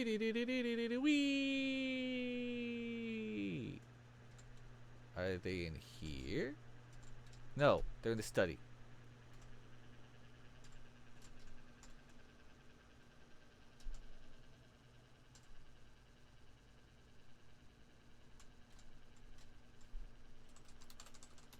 Open the door, let's go. Open the door to the study. Well, there's one oh, there's both of them. Ask Jack about almonds. Oh yeah, Nessa brought some Jordan almonds to the lodge and put them in a bowl in the parlor. She knows There it is. She knows Mr. Richards is allergic to nuts. Ever since they were kids. Pretty inconsiderate, if you ask me. Mr. Richards is allergic to nuts. Could be Nessa was trying to weaponize them to use against him? Maybe that's why Nessa brought the Jordan almonds in the first place. She could have been scheming this entire time. I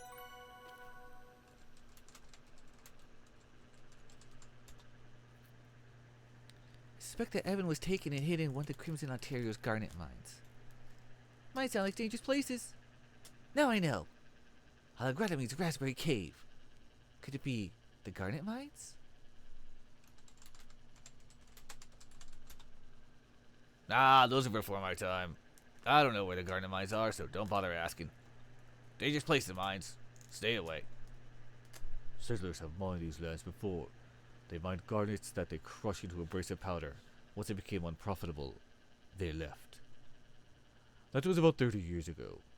We've worked hard to erase the vestiges of those mines and restore the wilderness to its natural state.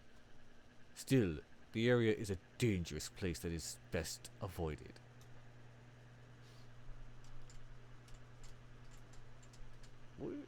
Oh, let me ask. What can you tell me about Mr. Richards' will? We're looking for it now, but I don't have much hope that we'll find it.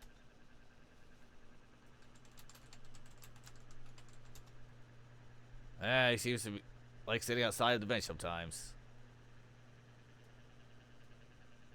During his time at the lodge, Clover seems to frequent only a few places. In his room doing work, outside sitting on the bench, or at the bar. I'm glad about that because it makes him easy to avoid. Can I go up here?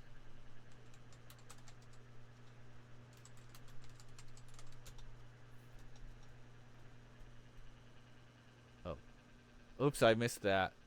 His parents learned this when he got a red itchy rash from coming into contact with a minute amount of almonds.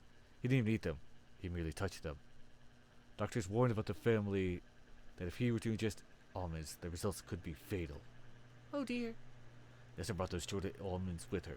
She knows about Evan's allergy, of course. A very unpleasant woman. Nessa could seriously threaten Mr. Richards' life with those Jordan... That typo! with those Jordan almonds? Would she go that far?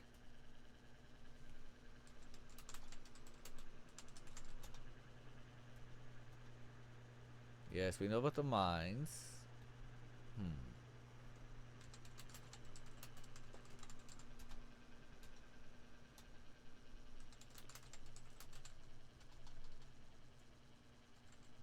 About key. Alright. Talk to Nathan. There we go. You breathlessly tell Nathan and Jack about your theory about what happened in the smokehouse, ending with your belief that Mr. Richards was taken to the garnet mines. You think Mr. Richards was taken to the garnet mines? Those have been sealed shut for decades. Which makes them a perfect place to hide someone. Uh-oh. We should drive out there and check, just in case. I agree. It'll take some time to prep the automobile. To the carriage house. I'll meet you there. I'm gonna fetch Ranger Murdoch. Stay put here in the lodge, Nancy, in case Mr. Richards comes back.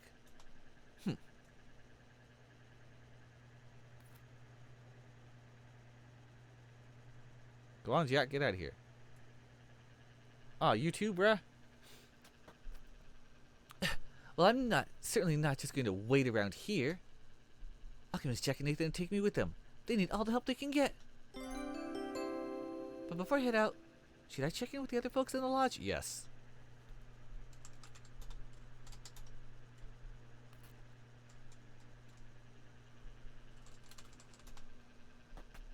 Out we go. Next part of the mystery. Slowly coming together. Nobody here. Nobody here. Hello? No, nobody here. Anybody in here? Oh! The big blue trunk's lid is up and the padlock hanging open. I wonder what was stored in there. I wasn't even trying to find this, and what do you know? Definitely something's going on. Look in trunk. You peer into the blue trunk. There's some old threadbare linens lining the interior and obscuring the trunk's bottom. But by methodically feeling around inside, you discover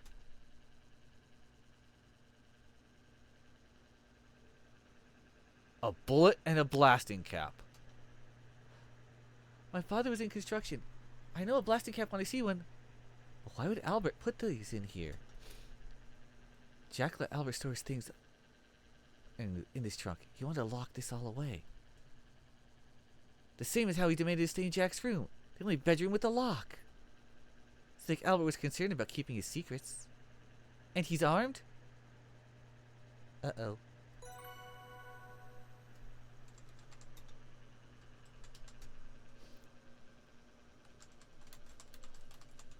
Climb in the trunk. Get in the trunk. I want to see if she can do it. No? Okay.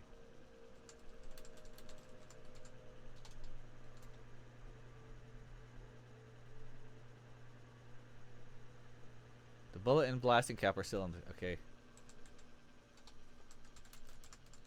Take bullet.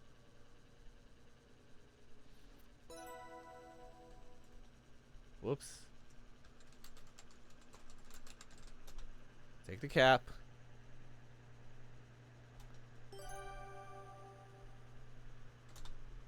Now let's take a closer let's look at these. You examine the bullet through the loop, but don't know enough about bullets to glean any more information.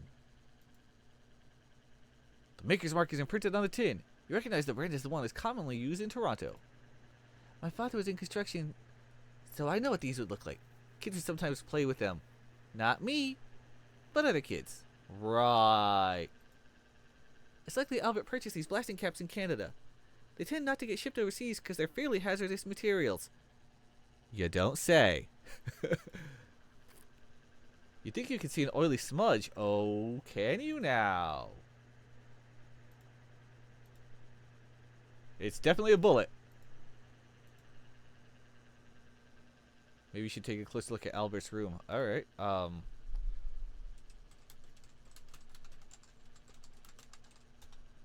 and there's a blast. Of course.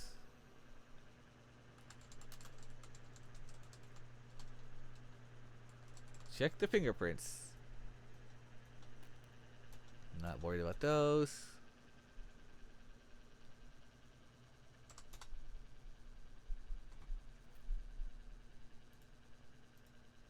You can feel the fingerprint. It's Albert's. Of course it is. Blasting caps are not standard mineralogist equipment. I would figure that.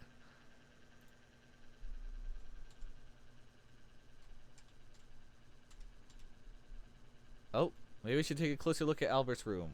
Well, yes, that's kind of the idea here. Hey, that door's locked.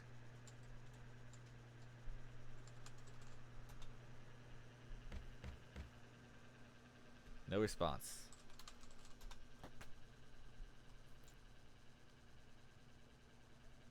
Okay, nothing to hear. What happened here? Uh-oh. He's missing. Oh, there was a Mankey in chat and I missed it. Albert's room is a mess. Clothes are hanging haphazardly in the wardrobe. The waste paper basket is stuffed full of papers. And all his luggage is gone. That's not good. There's a picture in glass. His room is in disarray. Crumpled papers are stuffed in his basket and overflowing on the floor. Clothes are scattered and his luggage is gone.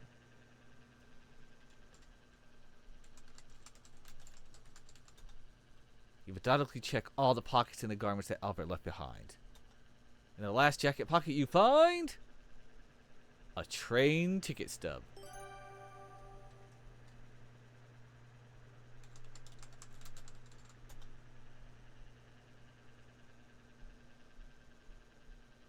You open the right desk drawers. They're empty.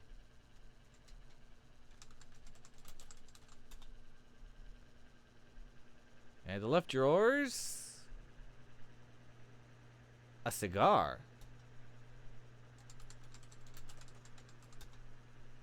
The butt is small. You should pick it up. Alright. I'll take the cigar.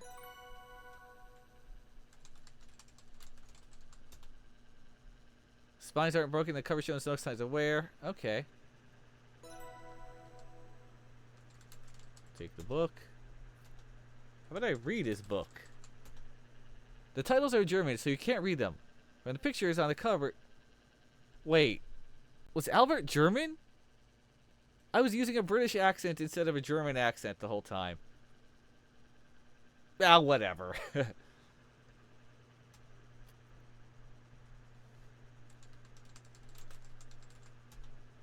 You can see some crumpled papers in the waste paper basket. They don't appear to have anything written on them.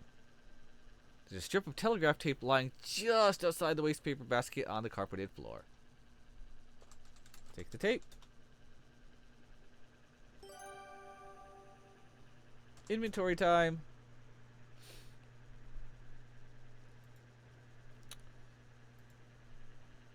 Look at this. Let's look at the cigar. The coat of arms on the label of the cigar, but indicates that it's of Belgian make. Okay, so he is, yeah. The head of the cigar appears to have some oily smudges. Thank you. Now that you're taking a closer look at the cigar, you can catch a whiff of its aroma. I've smelled this type of cigar before, and not just in the lodge.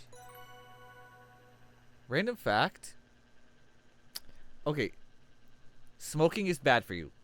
Full stop. Smoking is bad for you. That said, the smell of cigars is a lot more pleasant than the smell of cigarettes. At least to me. To me, like if someone smokes a cigar and they have that smell on them, that's usually not so bad versus cigarettes. I don't know about any of you, chat, if you feel the same way. But again, smoking's bad. Don't do it. Do not do it.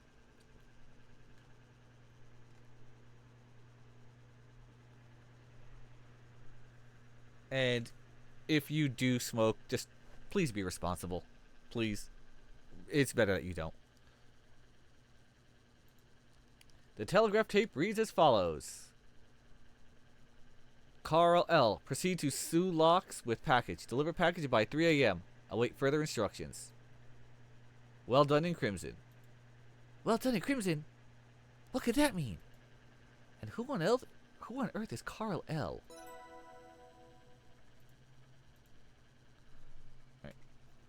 Put soot on cigar. There are oily smudges ringing the cigar butt. After a generous application, whoops, another typo.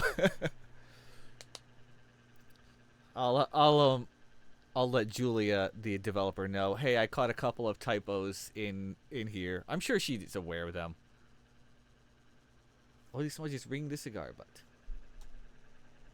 Looks like their fingerprints got smeared as the butt was being twisted to put it inside the drawer. Glad I tried, though.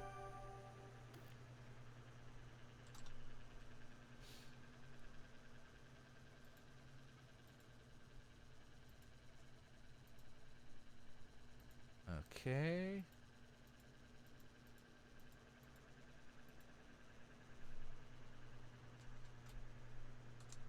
Examine the water.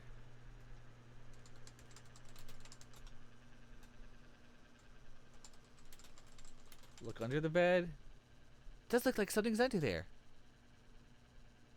A cylinder wrapped in red paper is partly concealed under the bed. Man, you really have to investigate. What could this be?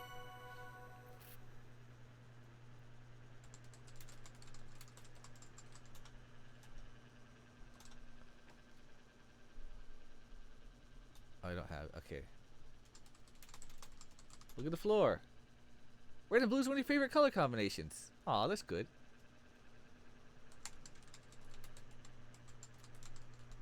Examine the cylinder. Oh. Alright. Let's take the cylinder then.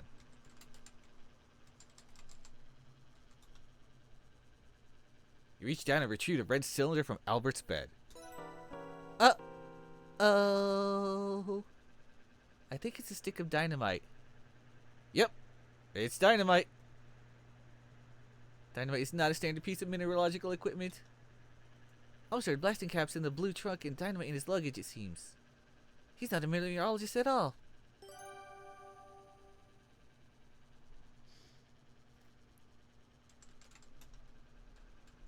I'm having ideas. I think I'm getting the picture here. Albert isn't who he says he is. I believe he's headed to the Sulaks to sabotage them with explosives. I found a bullet and blasting caps in the blue trunk. Albert is probably armed. And is fairly well acquainted with how to use explosives, seeing as he knew to store his dynamite and blasting caps separately. This doesn't bode well. I think he tossed my luggage out of the train to eliminate my field kit, so I couldn't interfere with his sham field work.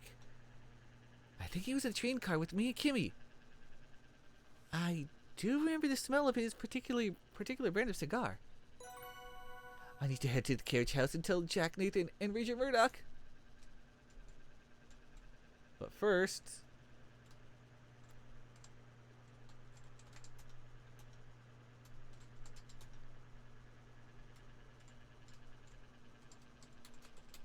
look at the fire.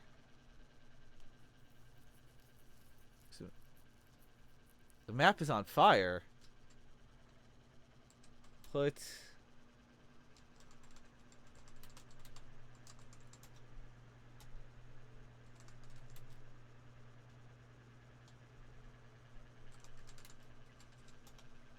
the map's too hot to handle. Hello! Oh, hello. I'm gonna have to do something awesome here.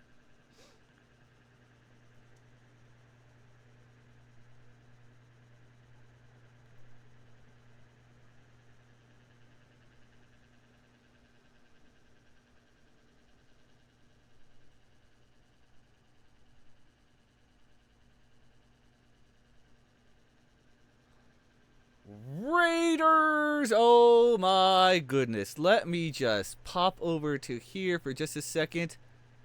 Hello, hello, hello, hello, hello, hello, Raiders. Hello, Raiders, how are you? This is a song just for you, Maple Mystery. Yes, I can see that you are here to hang out with me. So first you gotta tell me about the stream. I know it was cool and it can be seen that here you are now and having so much fun with me. Thank you for the follow.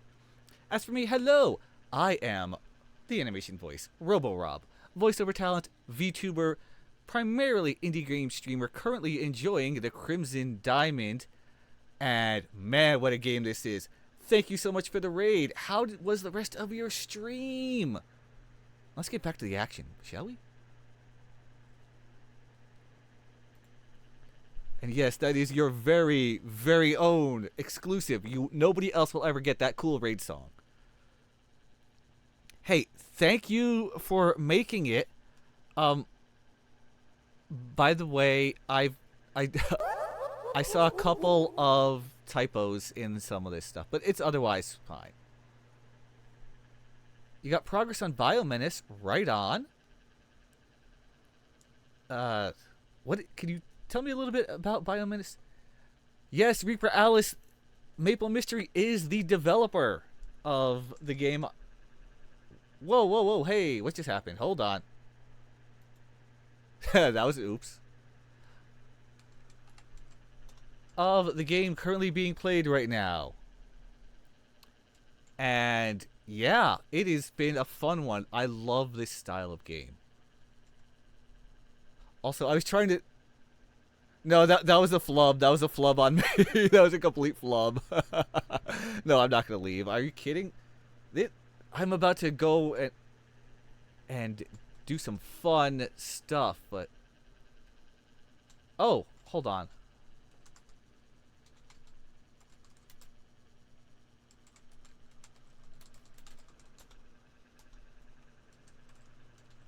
I want to see if this works. Oops. Well, whatever. Tickle Kimmy for Tickle Kimmy. That would be funny. Oh, Margot told me that Nessa's ruby brooch is hidden somewhere in here. She tore the room apart looking for it. Wonder if it's still here. Hey, I was gonna beat up Corvus or something. The walk-in closet is in disarray. Shoes are scattered on the floor. Clothes have been pulled off their hangers. Let's see. You wrap your knuckles against the walls of the wardrobe, listening for hollow sounds that would indicate hidden compartments. Nothing.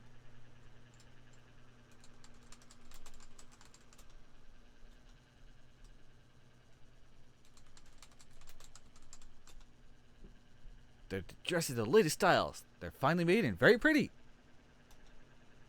Not in the dresses or pockets. You pick up and shake all of Margot's shoes. Look inside them, tap their heels. Corvus already looked through these thoroughly. I'm not surprised I can't find a ruby brooch here. Unless...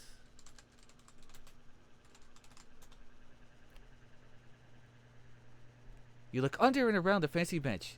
Nothing is stuck to the other side, nor is the brooch secretly in the plush upholstery. I mean, had to try.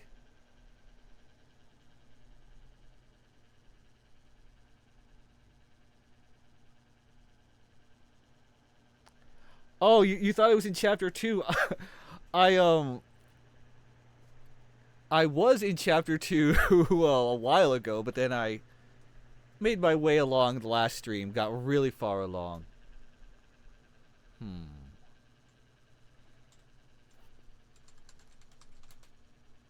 Examine,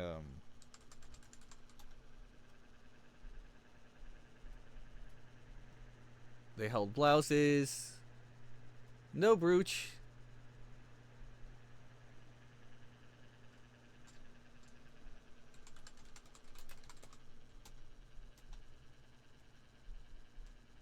I don't know if it's even worth exploring the hats right now.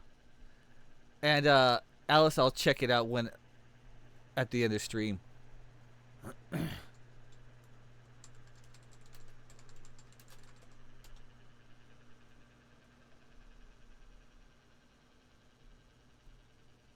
Okay. Mannequin heads are solid and heavy, not hollow. So I guess that's not gonna... Still gonna try taking a look through all the hats. You got to. Also, Raiders and Maple Mystery, if you need to do any post-stream care, of course, please do that. Anyone who wants to follow, needs to lurk, whatever you gotta do your thing. Again, thank you so much for the raid. I mean, shaking it would be... Well, I know I'm probably wasting my time examining all the hats. But still. What's worse than one Nessa? Two Nessas? Oh gosh.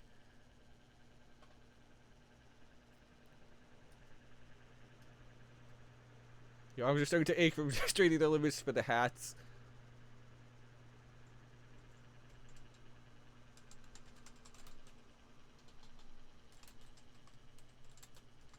Examine the purple. Oops.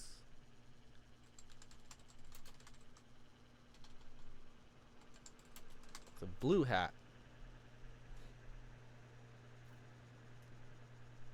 It's beautiful. Oh! Pinned inside the last hat you inspect, you find the brooch. Well now. Yes, Eden, I am noticing that. That is definitely a thing. Explore everything. And I love the cleverness of, okay, look at, but then when you do examine, then it changes everything. Because then with some games, you could do look at or examine, and it's the exact same. But this one, very clever, very clever. It was also the last hat you picked. Nice. I can't imagine getting it right on the first try, but you never know. I'm sure someone in here is going to be like, ooh, I need to remember that. And if you do, well, cool. Margot had cleverly concealed the pinned part of the brooch between the hat and its band. You carefully unpin the ruby brooch from the hat before returning the mannequin head and hat to the top of the shelf. I'm glad I find it, but what do I do with it now? Better find Nessa and give it back. I mean, you could.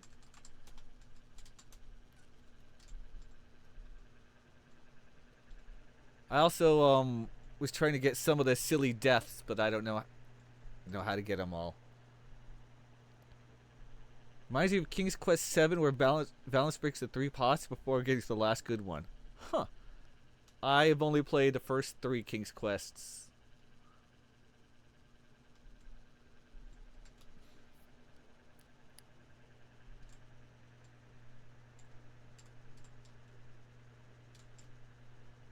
Whoops, I actually wanted to go back upstairs for a second when you said the fire was lit.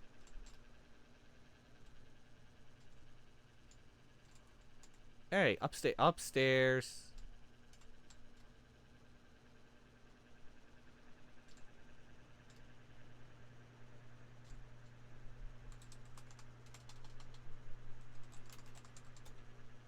Aw. Take fire.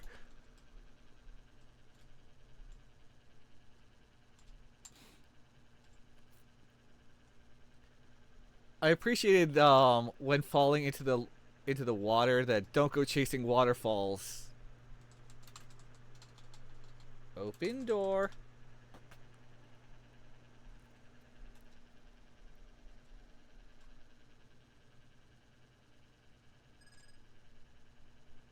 Well, where could any of them be?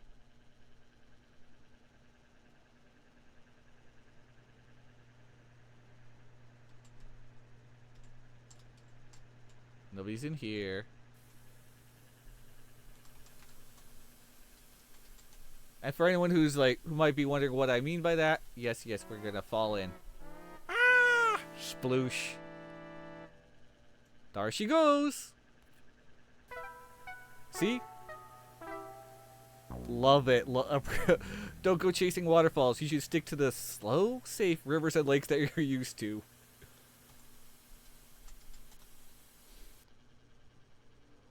Nobody here. Nobody here. Nobody in the boathouse.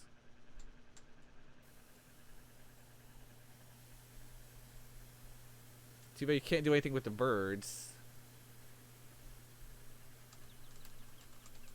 Feed the bird. Oh, you can't feed a bird.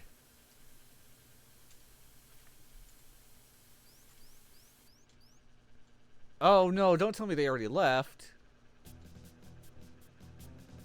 Oh! What's this? The double doors have been thrown wide open. You can see Ranger Murdoch and Jack inside the carriage house. They look nonplussed. Jack? What's going on? The automobile's gone, Nancy. I can see that. Oh, Maple Mystery. For part 2, you should change Nancy's last name to Drew. Because, you know, some of you will get that joke immediately.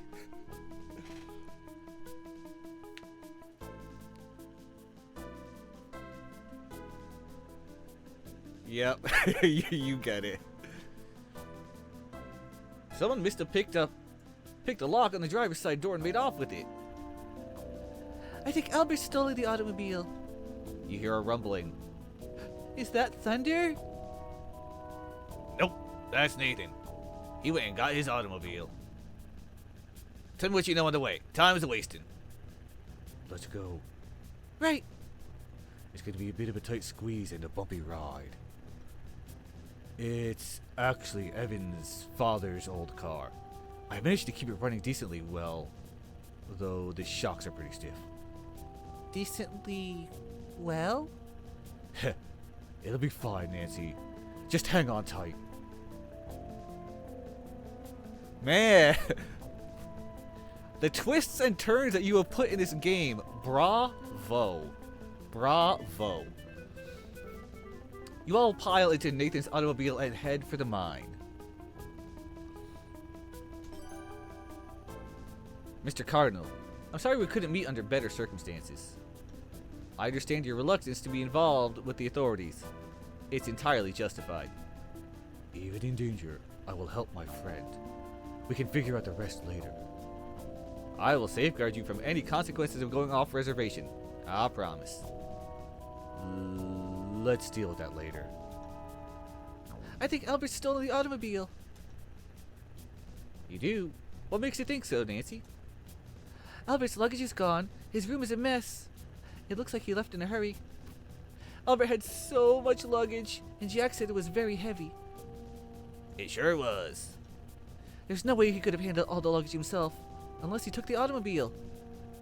I think he's driving to the Sulaks to bomb it. He's not a Belgian meteorologist at all. He's a German spy. And his name might actually be Carl L. Carl L? Where did you hear that name? I found this telegraph tape and stick of dynamite in Carl's room. And I found a bullet and a blasting cap in the blue trunk where he was storing some of his things. I think Carl is highly knowledgeable about explosives, armed, and dangerous. Fantastic work. Fantastic detective work, Nancy. I need to notify the appropriate authorities and follow up on this imminent threat. Oh, also, I think Albert's got a gun. He's been storing bullets in the blue trunk. And he's knowledgeable with explosives. He was storing the blasting caps and dynamite separately. I think you're dealing with a professional saboteur, one that's armed and dangerous. And to think, when I was, as you can hear me do the voices, this whole time I gave Albert a British accent. Not a good one, just because I just messed with the accents. Didn't even think to make it more Eastern European. It's whatever. Got it. I'll keep all that in mind when we confront him, Nancy. Thank you. Please be careful. I will. I'll tell you how it goes when we meet again. Mr. Cardinal, can you please drop me off at the train station? I can send an urgent telegram for reinforcements. We'll have rangers at the Sulaks as soon as possible. Of course. But first, to the garnet mines. They're closer. Good idea. Telegrams travel faster than any automobile. Albert will take some hours to arrive at his destination.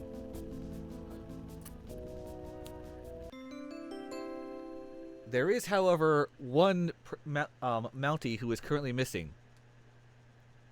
Dudley Do Right. True story for anyone who may not know.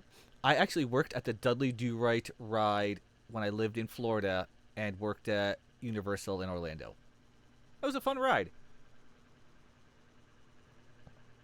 And because it was Canada themed, when it was actual Canadian Thanksgiving, the ride made a big deal about it and they celebrated it.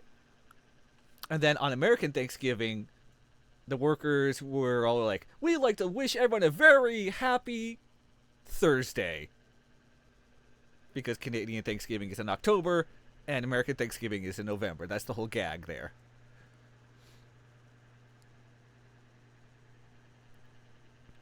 Nathan stops his automobile as close to the garnet mine as he dares. The ground is rugged, and any roads leading to and from this area have fallen into disrepair many years ago. That was awesome. Hey, that's what we did when I worked there. It was fun. It was always so much fun. And that ride, I got to troll a lot of people. I'm like, oh yeah, the water's really cold. They're like, what do you mean the water's cold? We imported it from I joked that we imported the water from Canada. And therefore kept it cold.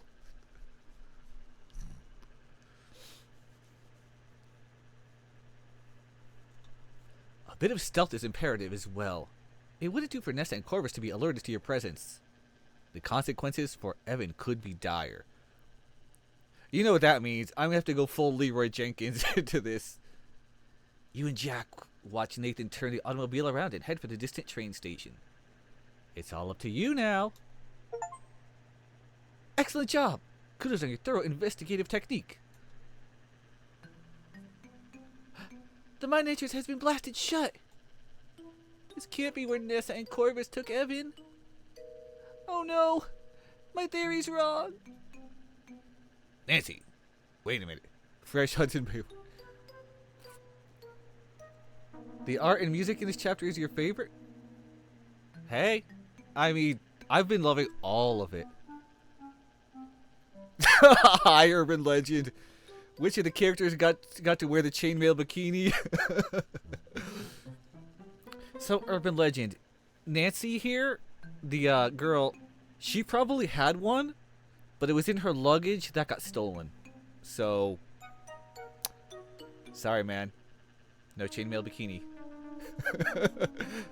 If anyone's wondering what is that even about, this is a long-running gag Urban Legend and I have had ever since I played, I think it was Valeria, the pagan priestess, where the character had she basically wore the equivalent of a chainmail bikini. So ever since then, anytime that's just one of the gags. How you doing, Urban Legend? Glad you're here. It was probably Albert.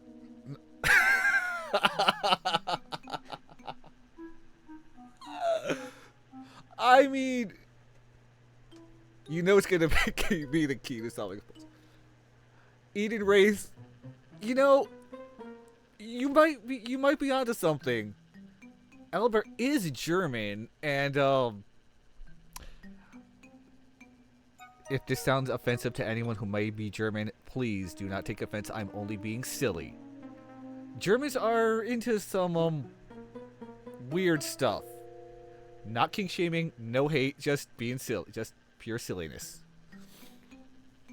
So maybe Albert or Carl was into that kind of stuff. Who knows? Nancy, wait a minute. This is the closest entrance to the mine. They were on foot. Not to mention, this is fresh rubble. Most likely they did use the entrance, but then collapsed after them. Abandoned mines are dangerous places. We have to be careful.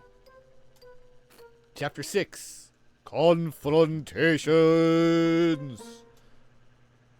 And oh my. Got another raid.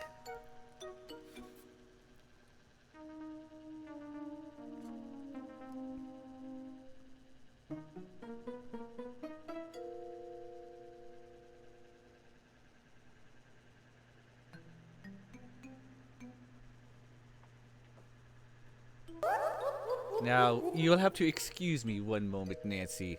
I've got... Jojo, how are you? This is a raid song just for you, 'cause you came here without any fear, but Resident Evil is the one that's near, that's gonna give you scares, 'cause zombies are there, and now you're here without any care, just having fun, checking out the game. That's how you know we're all the same in this fun zone. That's true. But now about me, what about you? How'd the stream go? How was your stream? Tell me all about your Resident Evil adventures. And for everyone coming in from the raid, hello! And thank you so much. I am the animation voice, RoboRob, or just Rob. Voiceover talent... VTuber, or so tongue-tied right now. Tongue-tied robot. Blah. Mostly an indie game streamer, and yes, I love to make these silly little raid songs exclusive for everyone. Currently playing the Crimson Diamond, and the dev is actually in chat. Oh, you're doing no save, no damage. Yeah, those can be... Yeah, good luck. Good luck. You'll get it. You'll get it. So this game here is a text parser that is similar in style to the King's Quest games and the Space Quest games of yore. One hit is your personal best. Wow. And A Maple Mystery here is the developer. She made this game. So if you have any questions about this game, hit her up.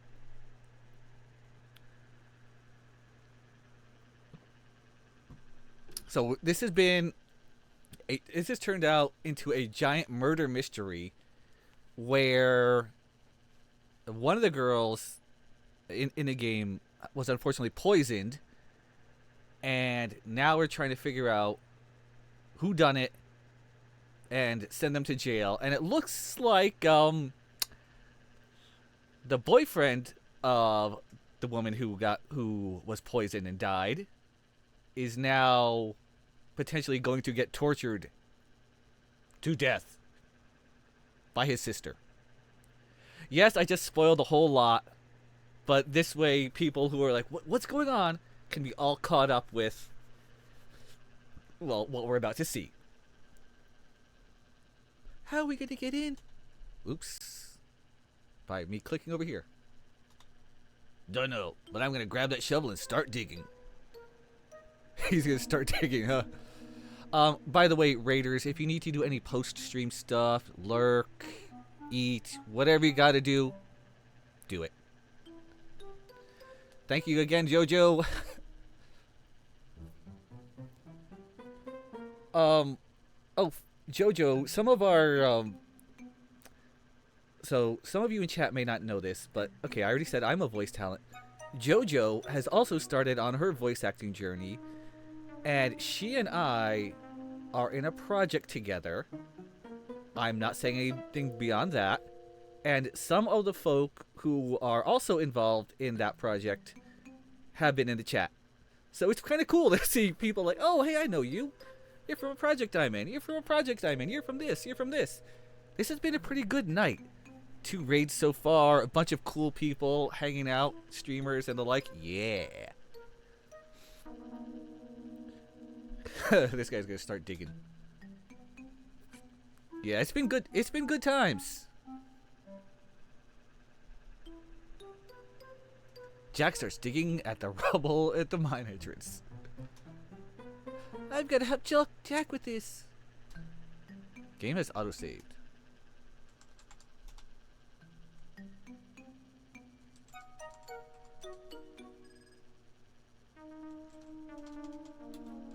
Pick up 6, because it's chapter 6.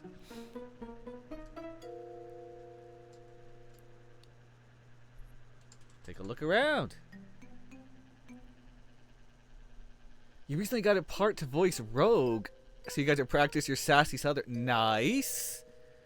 Rogue is one of my favorite X-Men characters, and I still say that her and Gambit are like the couple. They deserve to be together. Also, Jojo, because it's X-Men, you get plenty of chance to now watch the old school X-Men or X-Men 97 to get that the accent down. The abandoned garnet mine looks stark and desolate in the moonlight. Debris and forgotten equipment litter the area. You had to watch some videos. Yeah, that's a thing. That's a thing a lot of us have to do. For the project Runaway Samurai, when I had to play the cop character, I had to watch the anime. I can't think of the name right now. I know it's on. It's.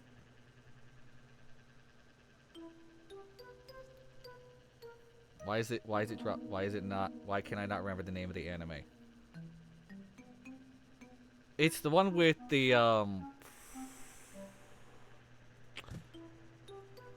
Little Slugger is in it, and he's going around beating people up. Paranoia Agent or something like that. Paranoia Agent or something like that. I had to watch one particular character. I mean, I watched the whole anime, but I had to watch one character and try and match his voice as close as possible, his inflections, his style of voice. It wasn't going to be a perfect match, and that's completely okay. But the fact that I did the research, watched that character, repeated his lines, even though his lines weren't going to be anything like what I was going to record, so I could get the right feel. Yeah, that's part of voice acting, is not only, reading stuff like here, but trying to voice match as close as possible. Alright. Debris and forgotten equipment litter the area. There's rubble completely obstructing the entrance. The rubble does look fresh. It could be that Ness and Corvus did enter the mine from here. Jack is here.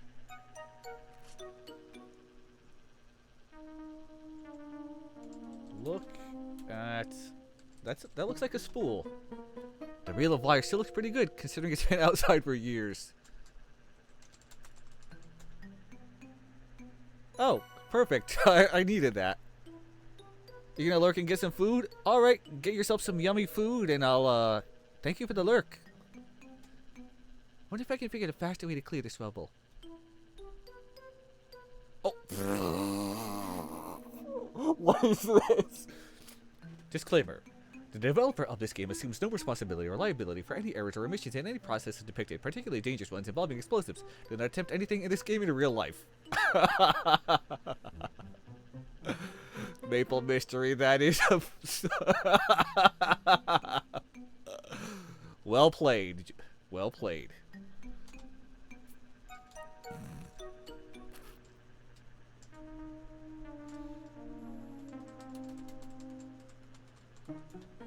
The plunger detonator has been weathered by the elements and looks very worn, but it might still work. One way to find out.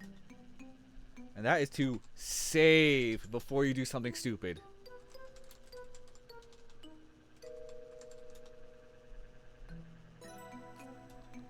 Wonder if I can figure out a faster way to clear this rubble. I have a plunger detonator, wire blasting cap, and a stick of dynamite. Wonder if I could rig this thing to blast the mine entrance open. You could. Okay, can't go anywhere else. Climb tree. The soldier pine has a rough, scratchy bark covered in sticky resin and offers no handy branches to aid climbing. You gotta try. There's no need to climb it anyway. I know I need to go and what I have to do. Oh, game devs. Game devs are great because they know that players are going to do weird things, and sometimes they really know what players are going to do. Sometimes players do things that make game devs go, how did you even do that?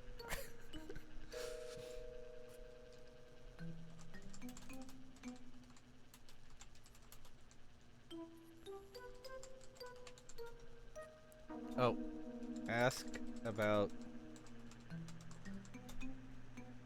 Dynamite can seem pretty scary, but unless you're extremely incautious, it's unlikely it would explode on its own. Blasting caps are needed to set up dynamite. Had to stick them right in the end. Not to mention the charge from a plunger detonator needs to be sent out to the cap through a detonating cord. That being said, I wouldn't be all that comfortable walking around with a stick of dynamite in my pocket. Right.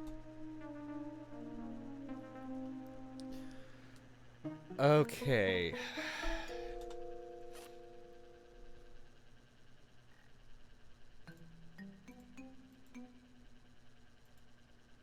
Uh-oh. Are there scratches on the ruby? Something in my pocket must have scratched it. What's harder than a ruby? A diamond. You must have a diamond somewhere. There are clearly some new scratches in the ruby. But they're not natural. What could have scratched it? You have a bullet. The wire's in good condition. The plunger has been weathered for many years outside. The wood is desiccated and splitting, and the screws are rusting. Lovely.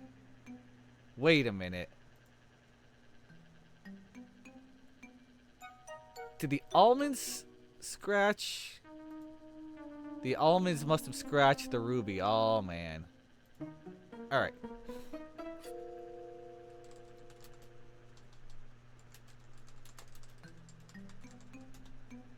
You need to cut the wire from the reel. Okay.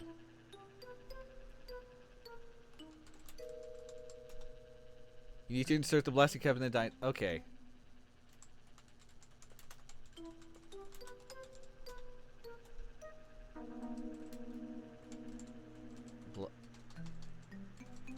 Cap on. What?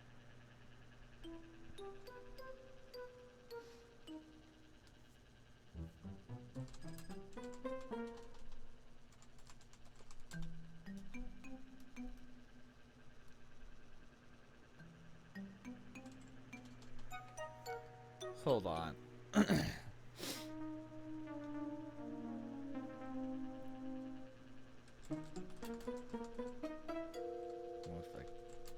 try it again. Insert the blasting cap into the dynamite.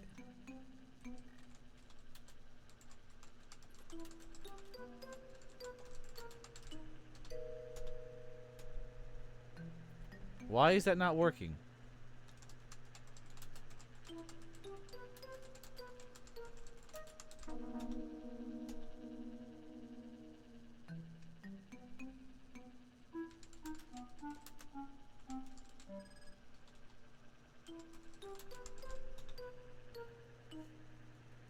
They said dynamite. They got small explosive charges in them. When I call it safe, but it might be other. Okay.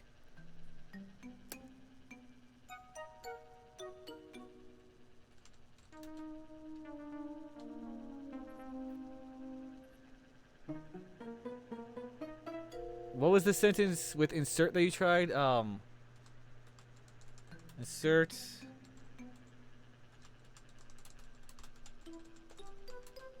Something like that. I was trying like insert like blasting cap to dynamite or something like that.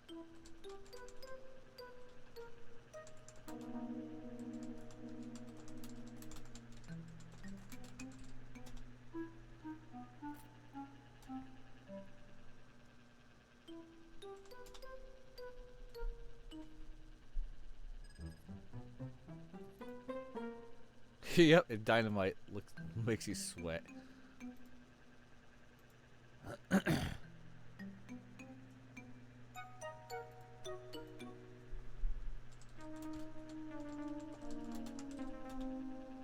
No need to open the tin, you'll get one out when you need it. Okay.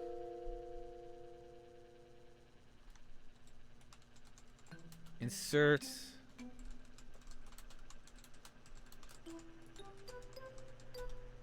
Okay. Thank you.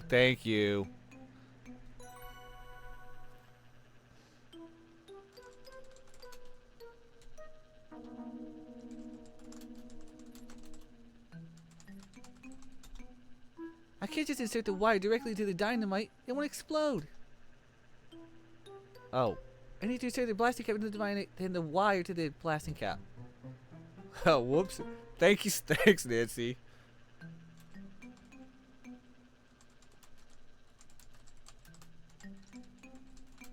Insert wire to blasting cap. Alright.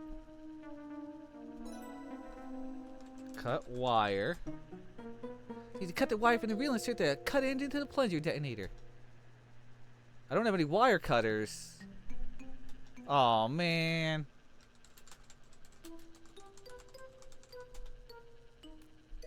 Would you happen to have any wire cutters, Jack? I do, actually. Oh, well, thanks, dude. Perfect. May I borrow those? Sure thing. Here you go, Nancy. Wire cutters. I don't know why he'd randomly be having wire cutters, but, okay. Cut wire. Using the wire cutters, you snip the wire from the reel. Connect wire to plunger. You insert the wire into the plunger detonator. The explosive rigged. Time to set it off. Oh, I'm making a hard save as well.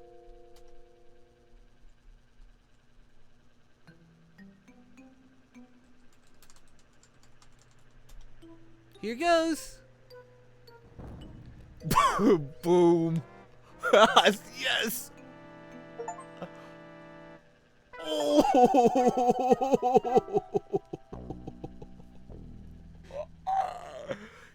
Yes. I wanted to do that. I was hoping something silly like that would happen.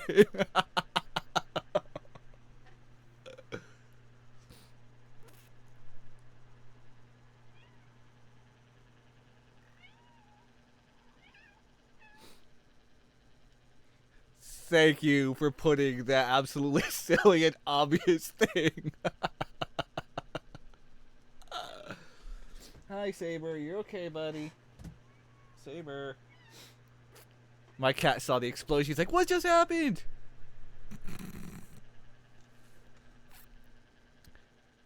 this is one of the reasons why I love these kind of games. Because you can die in the most hilarious ways, and the game will mock you for it.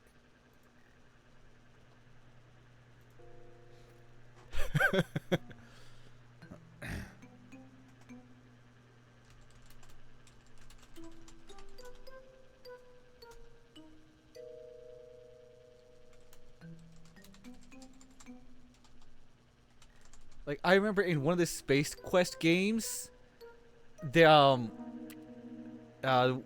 you had to dive underwater and swim to get to a like a cave or something like that, and you could not make it unless you typed in "take a deep breath," and then once you took the deep breath, then you were able to make it all the way across. Even the tiniest little things like that, love them.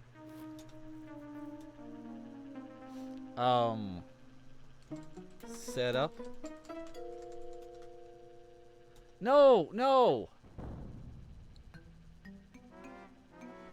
I said set up, not.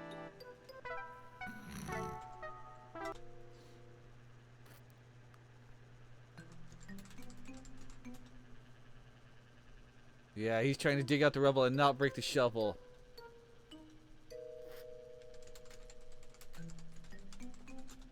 Whoops. Dynamite can be pretty scary, but unless you're extremely incautious, yeah. I have all that.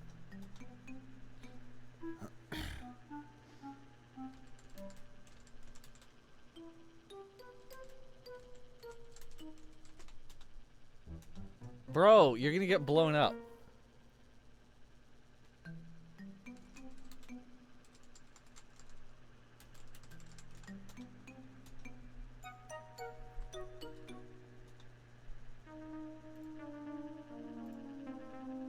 Yep, it's all set.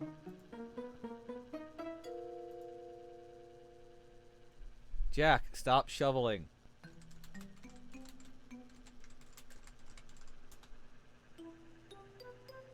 Yes, I have something. You've already figured out how to. Come on, Jack.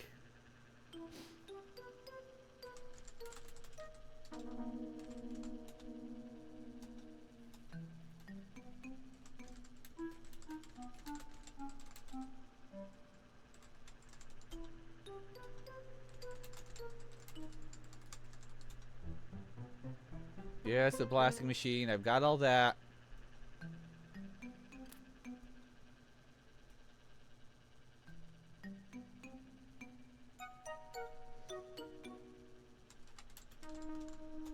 Move, Jack.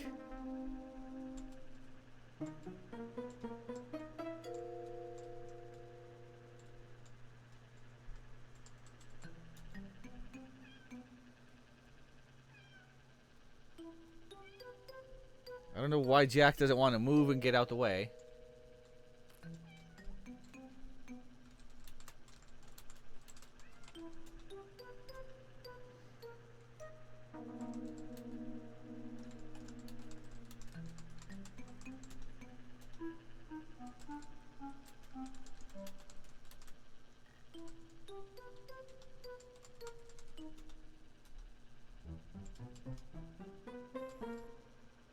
I'm gonna come over here and...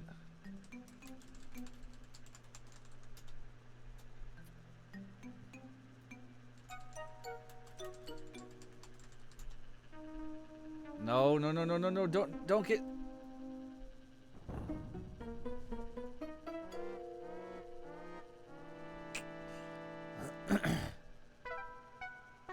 Maybe step back a wee bit. Yes, that's what I'm trying to do.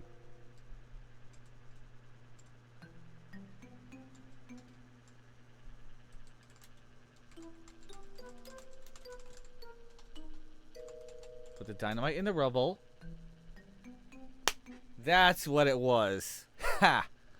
I'm trying all these creative things and it's like, oh, just put the dynamite in the rubble. Jack, I'm ready to accept the explosive charge. Got it, Nancy. Give me a second.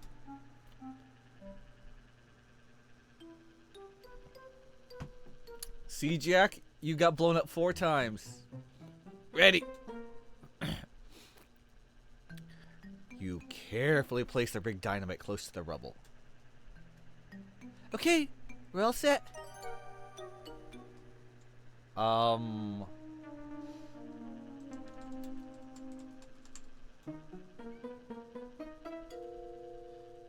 Take plunger far away.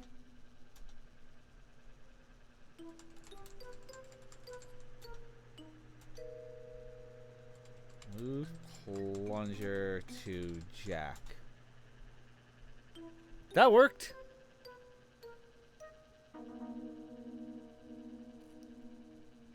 Okay. Okay. I've taken the plunger and placed it out of harm's way. Fortunately, the wire is long enough. Here we go. Ka-boom.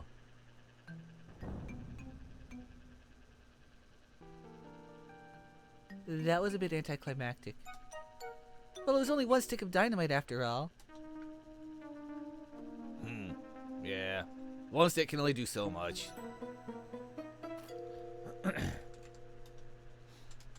I mean, oh well.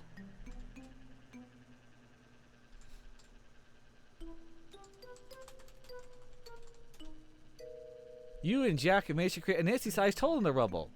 Oh. I think I can squeeze through. You can see an old discarded plunger detonator amongst the debris.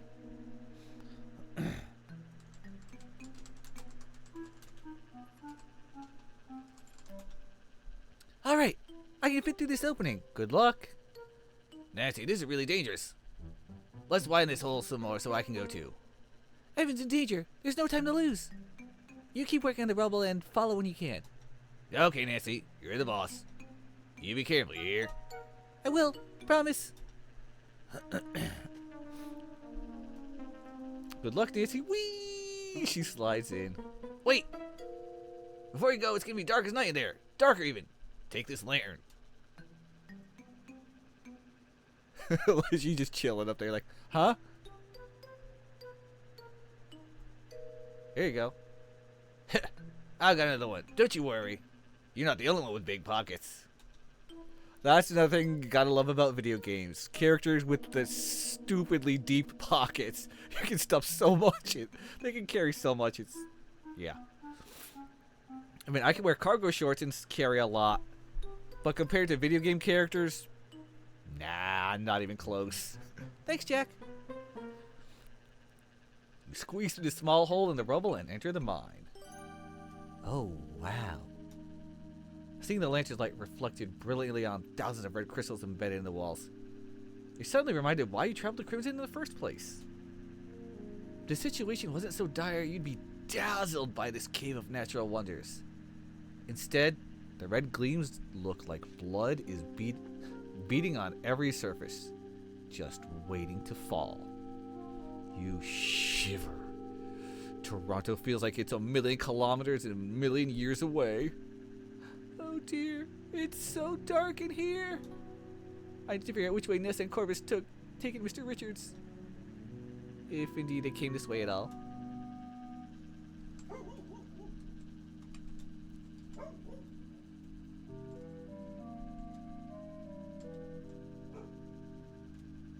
Ooh, this looks cool. The garden at Mine's interior is much cooler than the outside. The air feels stale and still. You're grateful for the lantern's light, though the warm glow quickly gets swallowed by the darkness. The wooden beams reach up into the darkness. You can't see the ceiling of the mine, though you think you can sense it pressing down on you. The red sparkles created by the lantern light look like strange, distant stars. You can just make out the rim of a giant flywheel.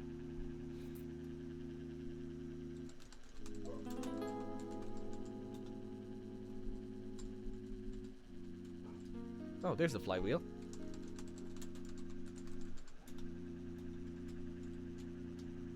Oh. There we go.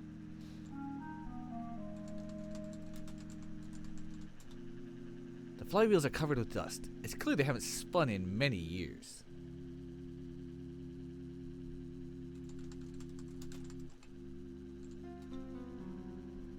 I'm right at the shovel.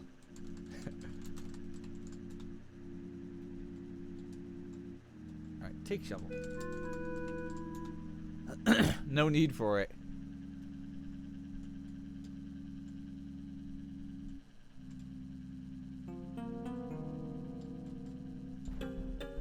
What the?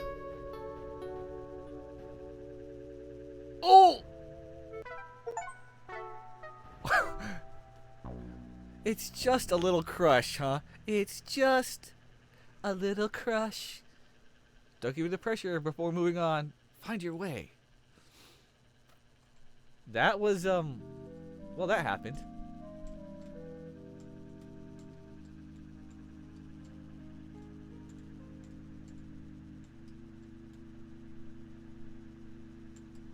Ooh, okay.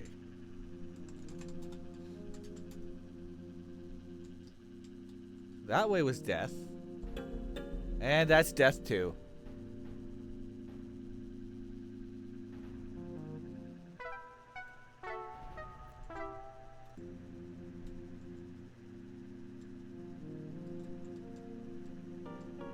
Oh! You slip and fall into the distant, jagged depths of the mine. Hey, I got all the deaths. Sweet. That sounds so messed up, but a slip of a girl. Too bad you're not the gumshoe you thought you were. Be more careful next time. So yay, I found all the funny ways to die in this game. If you're still here, Maple Mystery, the psycho thing that you had in the shower scene, hilarious. As soon as I saw it, I cracked up. Where am I going? Uh-oh. You aimlessly wander in the mine until the lantern oh, great. Wait, that was another one? Wandering aimlessly seldom ends well. Have a gameplay first or some step-by-step direction. Alone in the dark.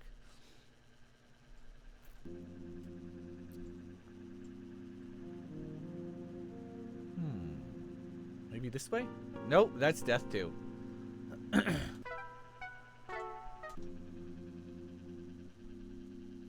So there's another way to die then. Okay.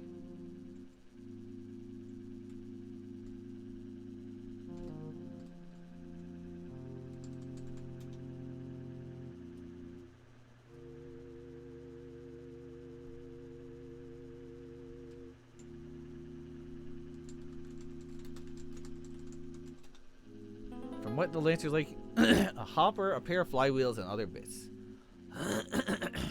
Okay.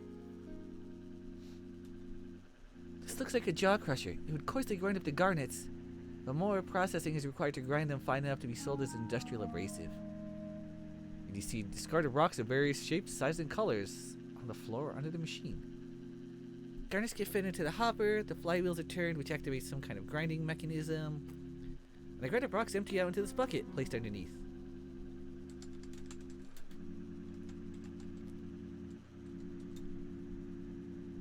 You look inside the middle bucket. It's 1/3 full of coarsely ground garnets, smaller than gravel but larger than sand. When industrial abrasives are sold, they're ground finer than this.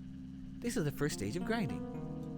An impact crusher would be used to grind these coarse garnets even finer than this. Don't need it.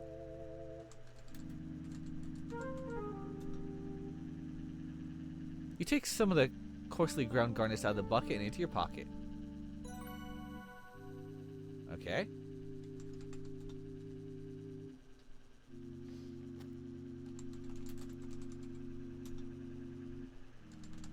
Okay, gonna examine the flywheel.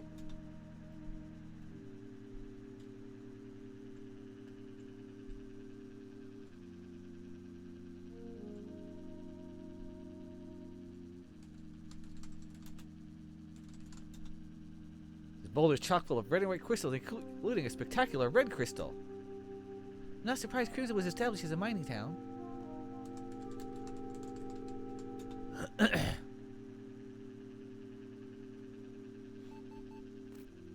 You chip a particularly lovely crystal sample out of the rock.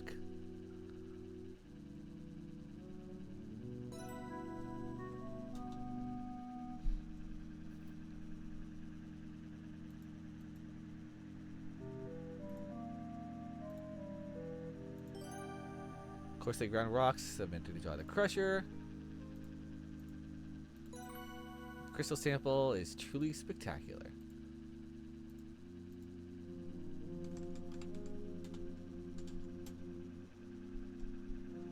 Okay.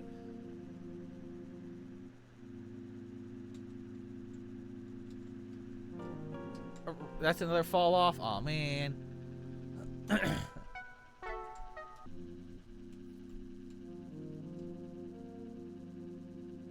Was that?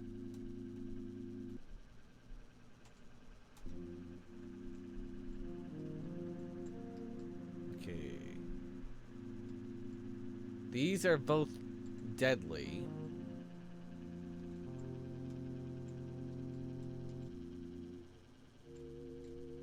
That's the way out. That down here leads to death. Yep.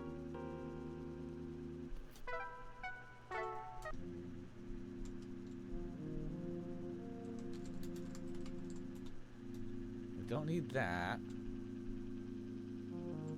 What do I need to do?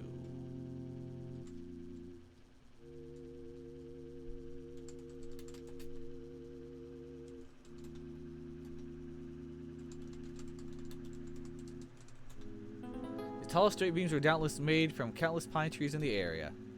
Cracks have formed in some of them, and most are beginning to lean to one side as if they want to go to sleep. Great.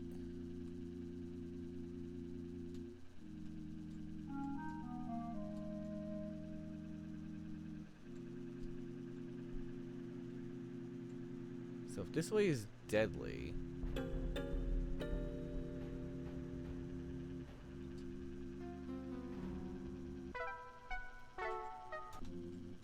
Wait, if that one leads to death and...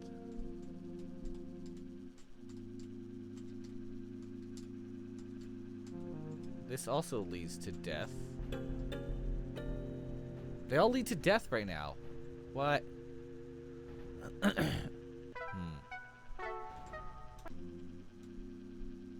That leads to death. That leads to death.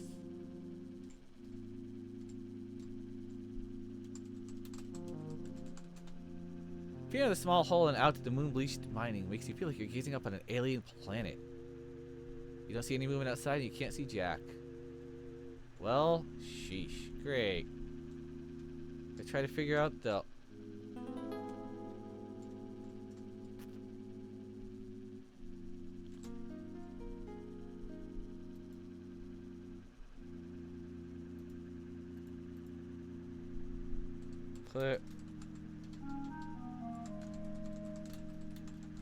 Put the garnets on the floor. No?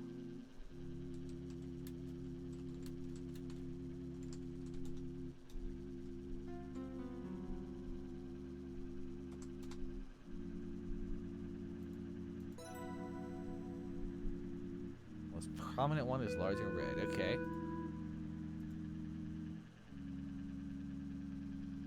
Mine.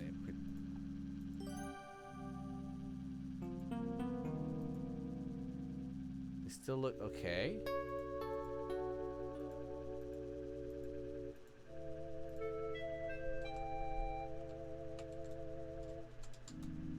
What am I doing wrong now? Because I know that this way leads to death.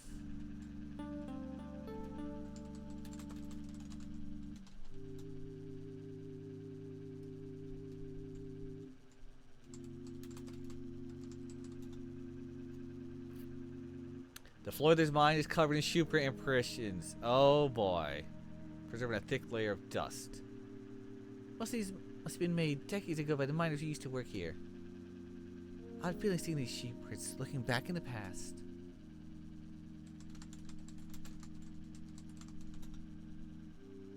Aha!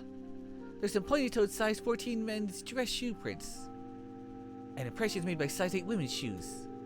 And 12 men boots. I recognize this tread pattern from Mr. Richards' other boots. 3 sets of shoe prints are freshest after all. Now I need to track these shoe prints and discover where they went. No fresh shoe prints heading up this path. Back to the main path.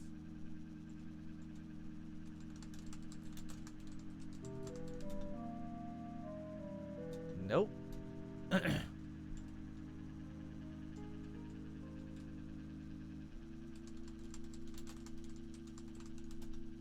Gotta examine everything. They head east deeper into the mine.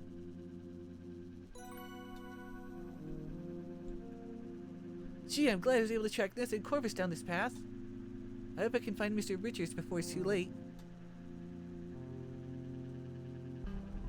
Ah! What was that? Despite the terrifying rumbles and shudders surrounding you, you forge onwards. Oh shit. This is gonna be some serious business right here. Just as you reach this violet cavern, your lantern goes out. Damn. Oh no, the lanterns are out of oil. There's no turning back now. Sign your will, Evan. Sign my fake will, you mean? If you're so smart, why don't you just forge Pa's will? Then you wouldn't have had to come up with this dumb scheme. If you were so smart, you'd know that Pa's lawyer is still alive. He'd pipe up pretty quick if an actual will from his client came out of nowhere. But this is a perfectly suitable backup plan. It's much easier to forge your will. If you do as you're told, I'll let you die quickly. Otherwise, you'll starve to death in the dark. That's fucked up. And we'll forge your signature anyway. Nancy's onto you. You won't get away with this. We'll see about that. It'll be her word against ours. And all the evidence she's collected. I have to rescue Mr. Richards. My first order of business is to distract Corvus. First order of business is to save.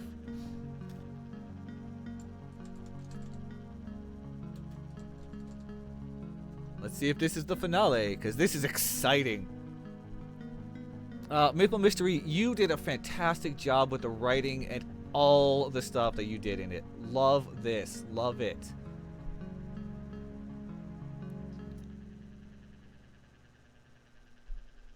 Aha! Oh! Hands up. Corvus ties you up. Oh shit. Good thing I saved. We gotta get out of here. Maybe Nancy was followed. Yes, we do. Any last words, brother dearest? Not for you. This takes a handful of crushed almonds from the table. Then stuffs them into Evan's mouth. Oh, oh, he did.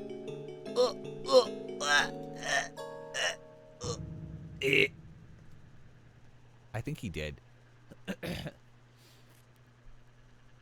Nessa, what have you done? I should have done that a long time ago. Goodbye, Nancy. Corvus takes the lantern and follows Nessa out the cavern. You're left in darkness, listening to Mr. Richards gasp his last breaths. I'm sorry, Mr. Richards. All you can do is wait. It feels like an eternity. And then... footsteps? I'm in here! Help! Nancy, is that you? Mr. Richards. Wait. Was I supposed to do that? Is there a way? Major Murdoch! Nancy. Mr. Richards is dead. Let's get you out of here.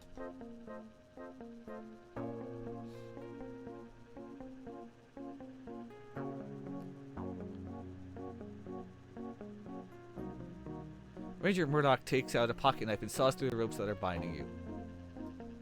Thanks. Corvus got away and so did Nessa. I'm sorry. I failed. The important thing is you're safe. Come along. I'm sorry, Mr. Richards. Goodbye.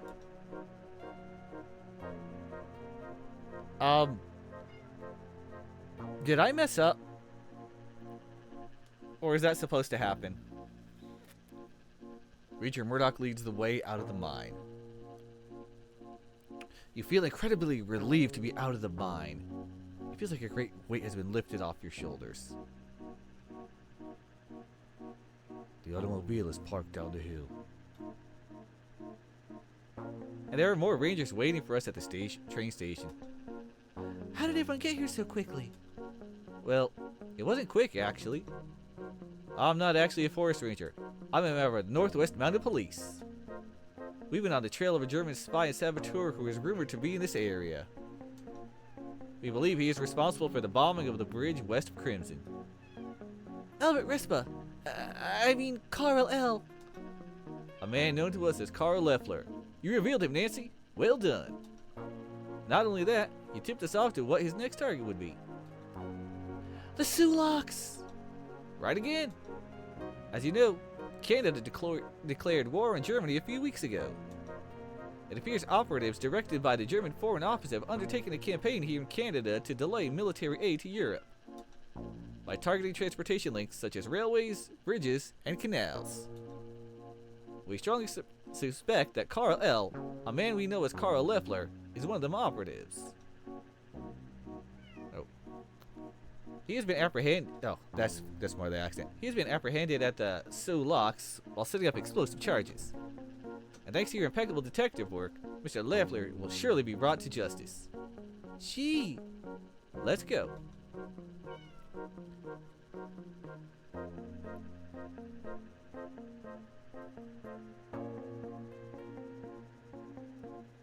Are there multiple endings? Chapter 6 complete.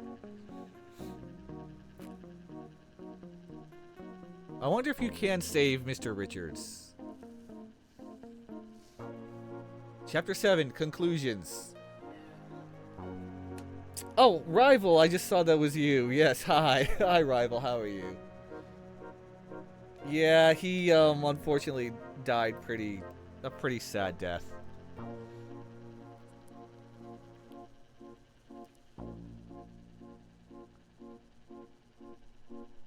Ohaya Gasamiso. The train station is a flurry of activity. Rangers are milling all around, consulting with each other in whispered conversations. Inside, you can hear the non-stop whir and tick of the telegraph machine. The ranger in charge looks up and acknowledges Ranger Murdoch with a nod. Just the man I wanted to see. Thanks to the intelligence you provided, we were able to alert authorities in Sault Ste. Marie about the impending sabotage attempt on the Sulaks. They were ready and waiting, and caught the man red-handed with luggage full of dynamite and blasting caps. Not to mention a 9mm Luger in a glove box. Imagine his surprise when they called him by his real name, Carl Leffler, aka Albert Respa, German spy and saboteur. I would have loved to see the look on his face. All in all, some mighty fine work, Ranger Murdoch. A crisis has been averted. As much as I'd like to take credit for it, Nancy Maple here is the one you ought to be thanking. She single-handedly figured it all out. All I did was pass along the information. Well then, my thanks to you, Nancy Maple. You're a Canadian hero. Thanks. They will warn you now. You might have been an unsung hero at that. I have a feeling the Canadian government won't want to reveal just how vulnerable we were tonight. It could undermine the public's confidence at a crucial turning point for our country. Oh, I don't mind at all, as long as things worked out for the best. They did, Nancy. Truly. Thank you for your service. Now what have we got here? We've just come for the old abandoned garnet mine. A busy night. Yes, indeed. Please dispatch some crime scene investigators to the lodge so we can build a strong case. Roger that. I'm headed back down to Toronto now. I need to meet with some higher-ups immediately. The Northwest Mounted Police has commandeered a train back to the city. I've been told you call Toronto home, Miss Maple. Will you join me? I'm exhausted. I don't think I'm up for more traveling tonight. I'm not ready to leave Crimson just yet. Suit yourself. I'll need to take your statement for the report, but that can wait a day or two. Thank you. I'll need a bit of time to get my thoughts in order. Of course! There's going to be a ton of paperwork to do for this whole caper. I'll be trapped behind a desk for weeks. Do send word when you'll be returning. I'll pick you up from the Union Station and escort you straight to the police station. Will do. Thanks, Ranger Murdoch. Nathan drives you and Jack back to the lodge. Margot's death feels like it happened weeks ago. And your arrival in Crimson feels like it happened months ago. And you feel like years ago when you spoke to your boss, Professor Plummer. Ah! My boss! My field work! What am I going to tell him? Despite the excitement of evening, you find yourself nodding off, only to be jolted awake when Nathan's automobile hits an uneven stretch of road. Eventually, not even the bumpy road can rouse you. Nancy, you awake? We're back. Once Jack has roused you from your deep slumber, you make your way upstairs as quietly as possible, lest you wake Kimmy. My goodness, what a night. I've never been so exhausted.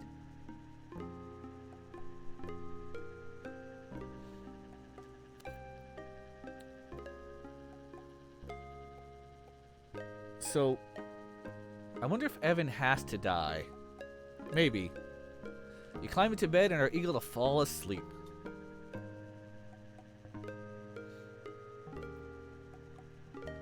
But as your gaze falls on the ransacked curio cabinet, you realize there are a few things you may want to bring up with other inhabitants of the lodge tomorrow morning.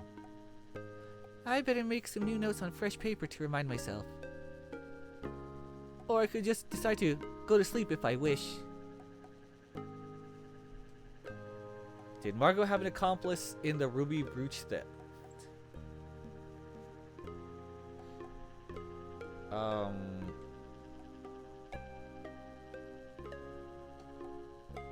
Right. No. What are we doing here? Did Margot have an accomplice? Yes. Yes, I suspect someone helped Margot hide the ruby brooch effectively. Who was the accomplice for the ruby brooch theft? Jack. I'm quite sure about that. Jack and Margot were as thick as thieves. Literally. I found the brooch in Margot's walk-in closet, pinned under a hat, after Ness and Corvus already thoroughly searched there, including the hats. Margot was already dead by then. Jack must have hid the brooch after Ness and Corvus were finished searching that room. I should ask him about that tomorrow morning. Now, about the curio cabinet. Who stole the pair of antique silver steins? I'm not sure. Margot? Margot's fingerprint was the only one I lifted from the smashed curio cabinet. Plus, she admitted to taking the antique silver wedding steins. It's all pretty clear cut. But she mentioned having help. Who helped with the steins? I'm gonna say that was Jack as well. Not sure I got that right. Who was the imposter? Albert. Wait, maybe it was the other guy for it. Right, his geology and mineralogy books looked brand new because they've never once consulted them. They're part of his disguise. That explains why he's examining the glacial erratic. He had no idea that wouldn't be a good indicator for the geology in the area. What was Kimmy's true goal? Look at birds. No? I forget what it was. Were Evan Richards and Nathan Cardinal friends or enemies? Friends. The conversation in the conservatory indicates that they are similarly aligned when it comes to the fate of the lodge and lands. They also met up in the study after that first dinner. It's hard to tell if they were friendly then. But I did see them shake hands. They respected each other. Nathan was out late at night with Jack, and they were both helping Mr. Richards. I heard them talking about that. I recovered a sample of clear crystals from the salt at the lodge that didn't dissolve in water. Pretty sure that was Nathan and Jack were trying to hide. And Nathan helped me and Jack try to rescue Mr. Richards tonight. He's a true friend. Mr. Richards was lucky to have him. What were Jack and Nathan trying to conceal?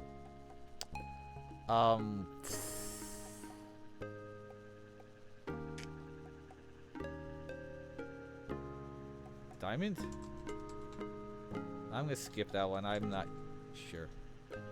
Where did Jack conceal the suspected diamonds? Salt? I did recover these clear crystals from the bag of rock salt. If these really are diamonds, the bag of rock salt in the smokehouse would be a perfect hiding place. Who would guess? Were Margot and Jack having an affair? Yes. Oh. I'm gonna say yeah. I still say yes. His fingerprints were in Margot's medicine kit, which indicated he helped her with injections. That doesn't mean they were having an affair. Maybe I can get this cleared up tomorrow. Mr. Richards and Margot were both gone. It would just satisfy my curiosity. What item suggests Netha came to the lodge intending to threaten to harm Evan? Almonds. He was allergic to almonds and Nessa knew that. She brought those Jordan almonds with her, filled that cut crystal bowl in the parlor. Overt as you please. She wasn't being a rude guest. She was a bully. And that's how she killed her brother. Poor Mr. Richards. Cool. You wake up the next morning feeling refreshed and ravenous. I bet she's hungry. As you make your way down the upstairs hallway, you begin to smell the inviting aromas of coffee and bacon. Man, that sounds good right about now. You enter the kitchen to find the other inhabitants gathered around the table, digging into a hearty breakfast. You join in. Morning light is streaming through this small window, causing motes of dust to sparkle and dance in the light. Jack? Were you and Margot having an affair because... What? I know you told me you were just good friends with her. How could you ask me that after everything we've been through? You may be clever, Nancy, but you've got it very wrong on that count. I'm grateful for your help in trying to rescue Mr. Richards. I am. And I'm going to drop you up at the train station this morning because of that. But I'm hurt by what you've just said. I'm sorry. Kimmy, I'm sorry your birding trip was full of so much drama and tension. But I'm very glad I got to meet you. Thanks so much, Nancy. That's very kind of you. Yes, this is one of the strangest trips I've ever taken. So much unpleasantness, tragedy. But I don't regret coming here. Crimson is a beautiful place. Margot was very kind. Jack and Nathan really helped me feel at home here, despite everything. I liked Mr. Richards too. He was the quiet type, like me. Sometimes people take him the wrong way. I didn't. Not with him. And he loved Crimson. And I can see why. And Nancy, I'm very glad I got to meet you too. You were one of a kind, brave and clever, no matter what happens.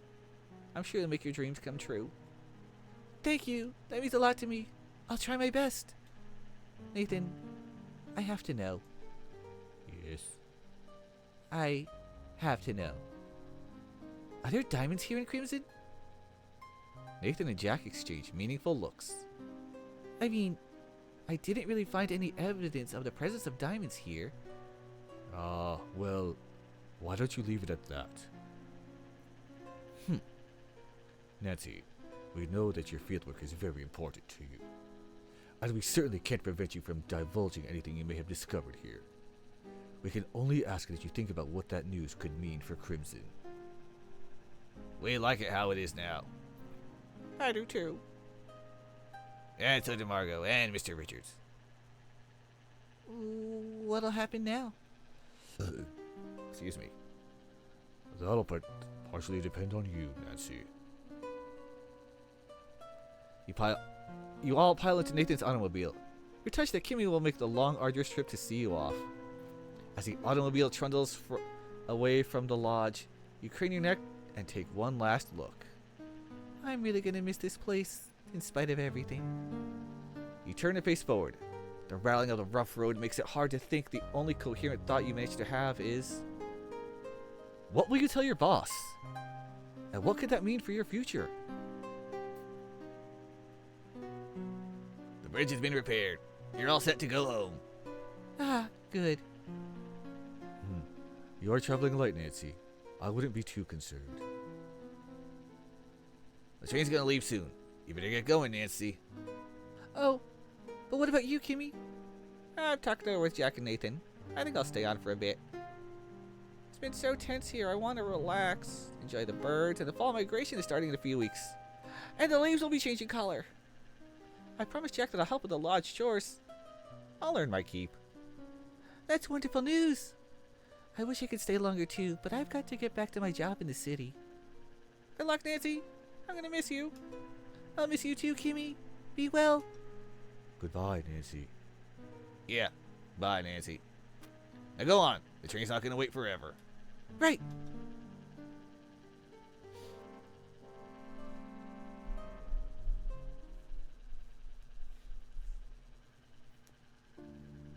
You stare out of the train window. It's a clear, cool morning. As crisp and refreshing as it is this far north, you brace yourself for the muggy summer heat down by Toronto. Your mind is buzzing with all that has transpired over the last few days. It feels like you're returning home from a long voyage. You can't help but wonder, did you miss anything? Did you leave any loose ends? Probably. Probably.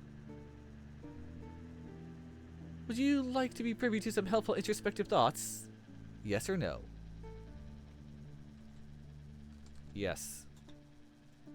You ponder the thoughts you had the previous night before bed. If I'd confronted Jack with hard evidence, I might have gotten a confession. What could have happened to the Silver Steins? Maybe if I asked around after Margot's death, folks would feel less protective of her and more talkative. Albert was an imposter, no question about it. He was definitely not an expert mineralogist. The glacial erratic boulder was not mineralogically relevant to this region. He had no idea. Albert's actions certainly didn't help his mineralogist charade. What about his words? Was there any written proof that he wasn't an expert mineralogist? I'm pretty sure Nathan was Mr. Richards' friend. But did I misinport any details of his actions? What about the time Jack and Nathan met up in the carriage house? Could there have been a way to listen to them discuss things? Could I have hidden somewhere? Ooh, there's some cleverness here. Ah. What if Nathan was trying to preserve and protect the lodge and lands? He might have sought out Albert's help. I should have kept my eyes and ears open for that circumstance. Did Nathan stand to lose anything by helping Mr. Richards? He wasn't at the dining room with Mr. Murdoch. I was going to ask Jack about it at the time, but he didn't seem to want me to address that. Maybe if I asked Jack about Nathan after the meeting, or even Nathan himself, I'd learn something interesting. Some of the rock salt didn't melt in water. It's definitely not rock salt, but what is it? Do I really think Margot and Jack were having an affair? What could they have been doing in the boudoir late that night? I unlocked Margot's vanity drawers. Maybe I'll learn something if I take a closer look inside. Can't think of much else, actually. You turn your attention towards your impending interview with Ranger Murdoch. And also, everything she was talking about just now, that's things that any of you who are wondering if you should play through this game, first of all, yes. And second of all, maybe you should do those things. Maybe you'll get a different ending. I don't know. Maple Mystery knows because she made the game. And if there are multiple endings, very cool. As for Margot's death, Ranger Murdoch could have been helpful. I could have told him about my investigation into Margot's death. Maybe Ranger Murdoch could help me figure out Margot's illness if I told him about it. I have Margot's glass. Could it have helped me learn how she might have gotten poisoned? I have a feeling Corvus's satchel contains important information that I've overlooked. Yeah, I couldn't figure out how to get his key. Oh well. The brooch wasn't pinned under that mannequin head when Corvus was searching there. I certainly didn't move on its own. Margot was already dead. So who moved it?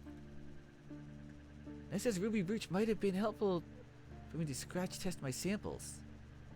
Seeing as rubies have a Mohs hardness scale of 9 and my samples are all likely garnets of Mohs hardness of 6.5 to 7.5, Nessa's brooch would be unharmed.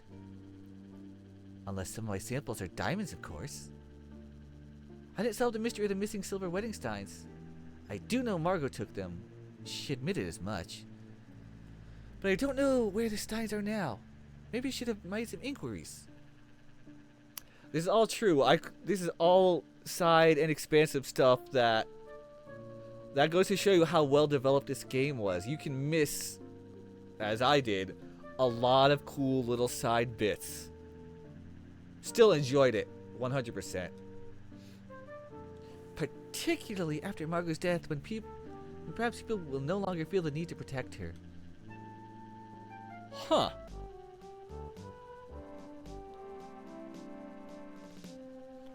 Ranger Murdoch meets you at the Union Station as arranged.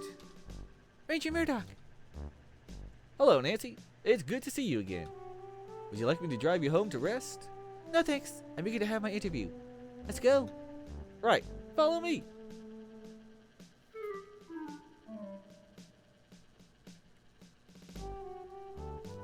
You look over at the wanted posters on the bulletin board and see a familiar face. The face has familiar features, but the expression gives you pause. It's unmistakably Margot, but she looks scared and angry. And the name is different too. The Margot you knew was at peace, kind, and caring. You feel fortunate to have met her when you did. The poster lists her offenses as assault, theft, racketeering, public nuisance. Nancy. Sorry, just lost in thought. Ah, yes. That person has been on the most wanted list for a few years now. Skagway was a near lawless place. Sometimes who the criminals were was a matter of public opinion. And sometimes, if you didn't make friends with the right people, you get stuck with all sorts of trumped up charges. Does she look familiar to you? No, I don't recognize her. Very well, let's begin. Suddenly, the door bursts open to reveal your boss, Professor Plummer. Nancy, there you are. Welcome back. I've heard the train had come in. Sir, we're in the middle of a confidential interview. My apologies. It won't be a moment. Nancy, what did you find? Are there diamonds in Crimson? I must know. Yes or no? Yes, there are, but I'm gonna respect their wishes and say no. I'm afraid I didn't find anything significant, Professor. I managed to obtain some good samples, though. And I think I'll still be able to procure a good report for my fieldwork. It just won't be very exciting. Oh, I'm sorry to hear it, Nancy. As for exciting, most research isn't. Don't worry too much about that. Come see me when you're ready, and I'll help you with the report. Thanks so much, Professor Plummer. Take care, Nancy. See you soon. Okay, now let's really begin. Any information you provide will be kept strictly confidential, of course. Thank you, I appreciate it. After examining the area, we believe Mr. Richards was assaulted at the jetty near the lodge. Do you have any evidence connecting Nesta to the scene at the jetty? Yes or no? Yes. Yes, I do. What evidence did you find? If there are multiple points to make, we'll discuss them separately. One-word answers will suffice. Footprints? Actually, I found Corvus' size 14 shoe prints on the jetty. Nesta didn't happen to step on the spilled whiskey.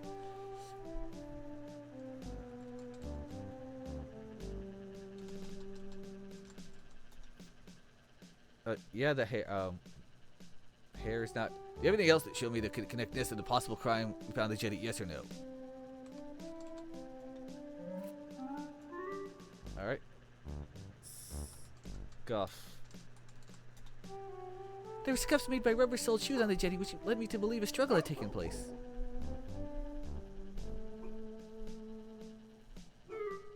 Oh, hey, four-show flip! You're, first of all, thank you for the first-time chat, and you're a little late for the raid, but, let me give you a shout-out, because I know you stream. How you doing, man?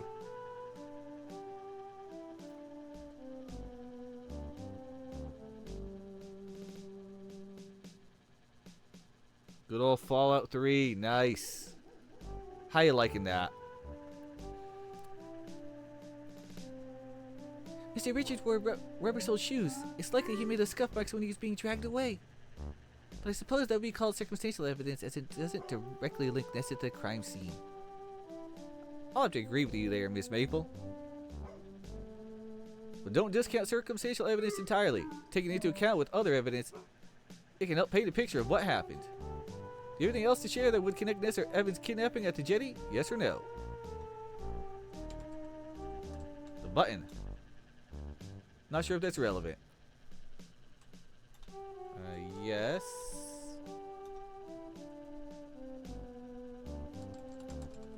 The decanter. I found Nessa's fingerprint on a shattered crystal decanter at the jetty. It was made of thick glass. It wouldn't have broken from being tipped over or dropped from carrying height. I think Nessa had confrontation with Evan on the jetty, during which she forcefully threw the decanter down, causing it to break. Well done, Nancy. Our investigators found that broken decanter came to a similar conclusion. Do you find anything in areas besides the jetty that would connect Nessa to Evan's kidnapping? Yes or no?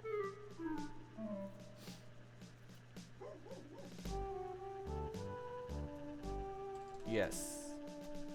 What evidence did you find? Alright. Smokehouse. Yes.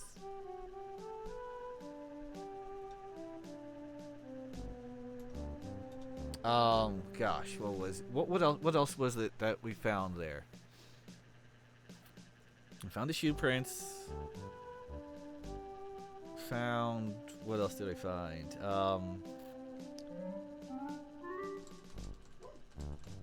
Fingerprints. I found these Jordan almond fragments on the table in the smokehouse. I made sure to recover Nessa's fingerprint from one of the candied shells. This is fantastic, Nancy. You placed Nessa in that smokehouse.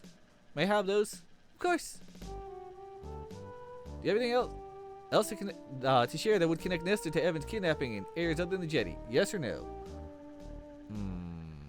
Do I?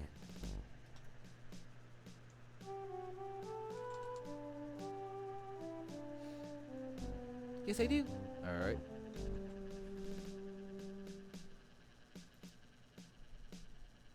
I should be looking through this.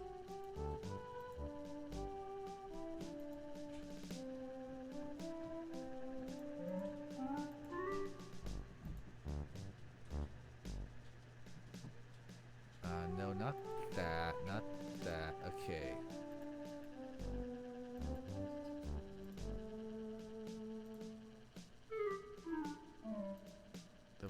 The gray hairs are in it, huh?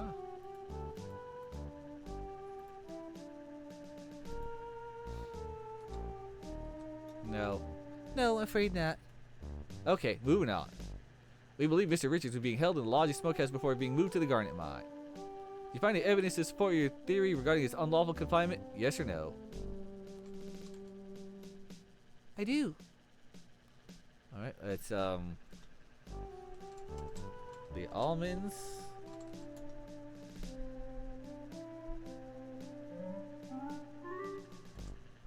Yes, there was rope. Yes, I found rope fibers on the floor of the smokehouse. I believe it was tied up and then taken away later. We think so too. We found the same rope fibers. All the evidence we can gather will help us build a case against Nessa. Oh, I'm using the wrong accent. Whatever. How'd you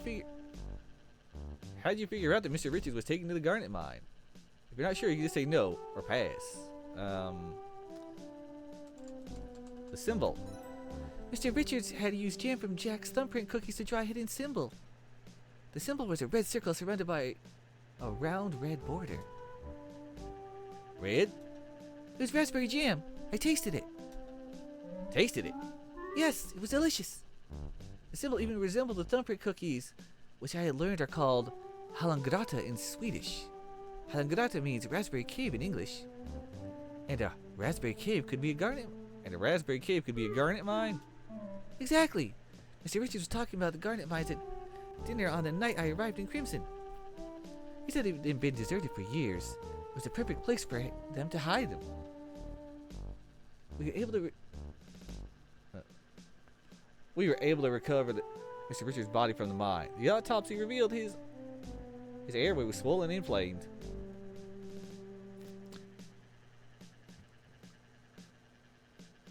Nessa claims his death was accidental, that he choked to death on the Jordan almond she was trying to feed him. Do you have any knowledge that might contradict her claim? Yes or no?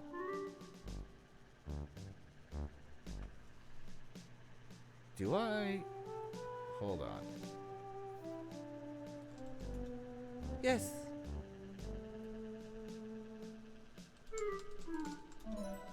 Mr. Richards was allergic to almonds and had been since childhood. Almonds are doing a lot of heavy lifting right now. It was common knowledge, and Nessa brought Jordan almonds with her when she returned to the lodge.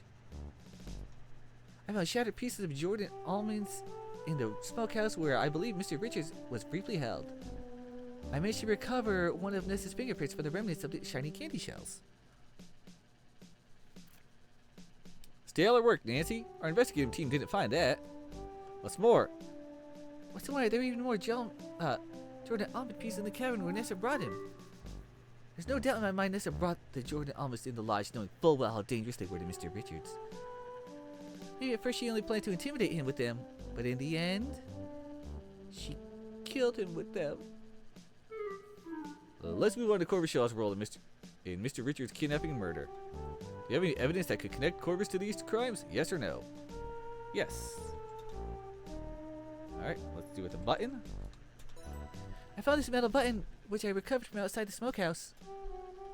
I observed Corvus wearing a striped vest with the exact same type of button that very same night. If you examine the clothing he was wearing at the time, I'm sure you'll find one of the buttons is missing. We did indeed make note of the missing button, and now we know what happened to it. That's a very good piece of evidence, Nancy. May I have it? Of course. Anything else? Yes. Foot. The footprints. I found Corvus' shoe prints in the jetty, in the woods leading away from the jetty and leading toward the smokehouse. The shoe prints on the jetty must have been formed when he stepped and spilt whiskey and were still wet. This suggests that to me that he was either present during the abduction or soon after. Considering the scuff marks I saw on the jetty, Mr. Richards was dragged away with some force. I doubt Nessa, an elderly lady, could have dragged her brother away with that amount of force. That's terrific work, Nancy. Our investigators didn't see any shoe prints on the jetty. They must have dried up before we got there. But now that we know they're there, perhaps the forensic process will help reveal them. I think Corvus's movements during that time were pretty clear. Very thorough of you. Every bit helps. I think that's all the information I have about connecting Corvus to the crimes against Mr. Richards. Okay, let's move on. What about any lesser crimes? We suspect Corvus was brought to the lodge by Nessa to commit fraud. Do you know anything about that would help build that case? Yes or no? What proof do you have that Corvus intended on engaging in fraud? One word answers will suffice. Let's try yes again, and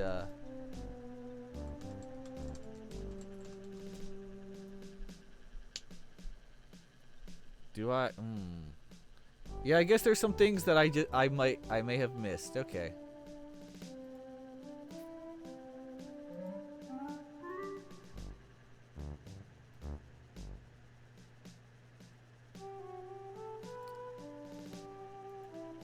On second thought, maybe not.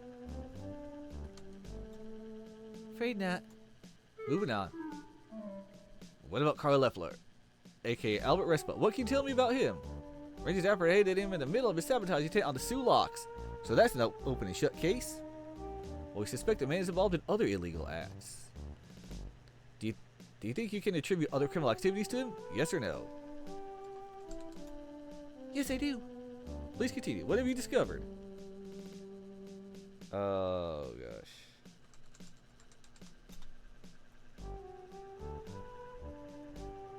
Yes. The bullet.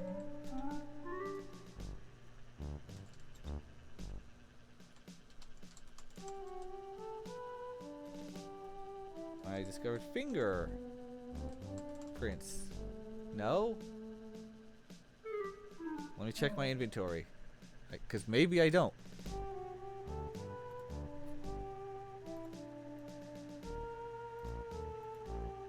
The bullet doesn't work, and the blasting cap doesn't work. The cigar?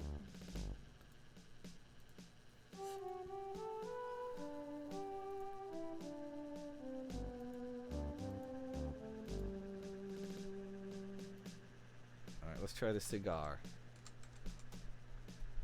Okay. Guess not then. Okay, guess not. Afraid not. Just wraps everything up, Nancy. If you remember anything else, please let me know. Oh no. I get the feeling it wasn't very helpful. I could have been more observant. Whoopsie. Will do. Good night, Nancy. Good night. So I'm guessing there are multiple endings based on how you answer that and do your investigation. Which, if so, well done. You know what? I'm fine with the way I played it. So, anyone who's gonna play it how you want. Explore, search, talk to everyone, do your thing, and have fun. You head home after completing your interview with Ranger Murdoch and immediately set to work on your field report of Crimson. You write at length about the samples you've obtained and the observations you've made, though you do leave out a few details. Such as that there are diamonds in Crimson. Yeah, I did that out of respect for Nathan. Professor Plummer proves to be an enthusiastic and patient mentor, despite his mild disappointment at the unremarkable findings. You impressed him with your attention to detail, hard work. Together, you produce an impeccable field report that is published by the Royal Canadian Museum and eventually endorsed by the Geological Survey of Canada. Your first publication, Nancy? A real feather in your cap. Weeks pass. Soon you're immersed in your regular life.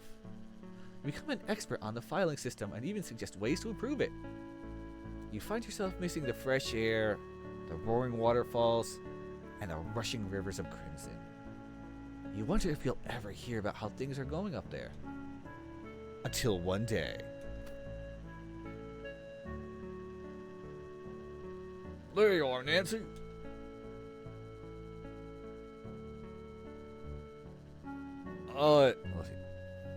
I thought today's news might have been interest to you. You start reading the newspaper. Wanted. You're relieved to see no mention of Crimson anywhere, not even the smallest news items. You figure no news is good news. There's no mention at all about Albert Carl's attempted sabotage at the Sioux Locks. Only that there will be minor delays due to routine maintenance. They probably want to make sure there aren't any more explosive devices in and around the locks. Had Albert succeeded, yeah. You skim the rest of the newspaper, but nothing else catches your eye. That's a relief, I suppose.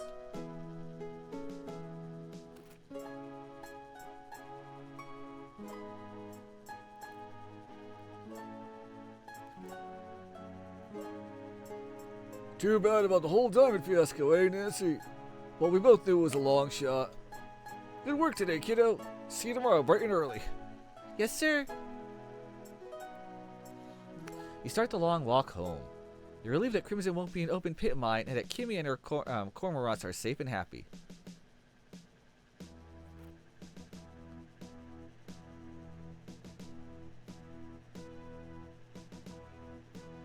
So I'm definitely gonna be leaving a glowing review on Steam, a glowing positive Steam review for this Maple Mystery because yes, get this game, folks. It's fun. If you like murder mystery and text parsers and all that goodness, oh yeah. And I'll send you a DM on Twitter once I've completed the review. Hey, Nancy. A late night, eh? I got a bit of stew saved for you. Kept it nice and warm on the stove. Thanks, Miss Williams. I'm starving.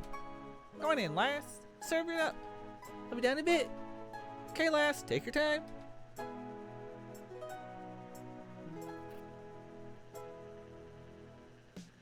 Mrs. Williams ladles a hearty bowl of stew and slices a bit of bread for you.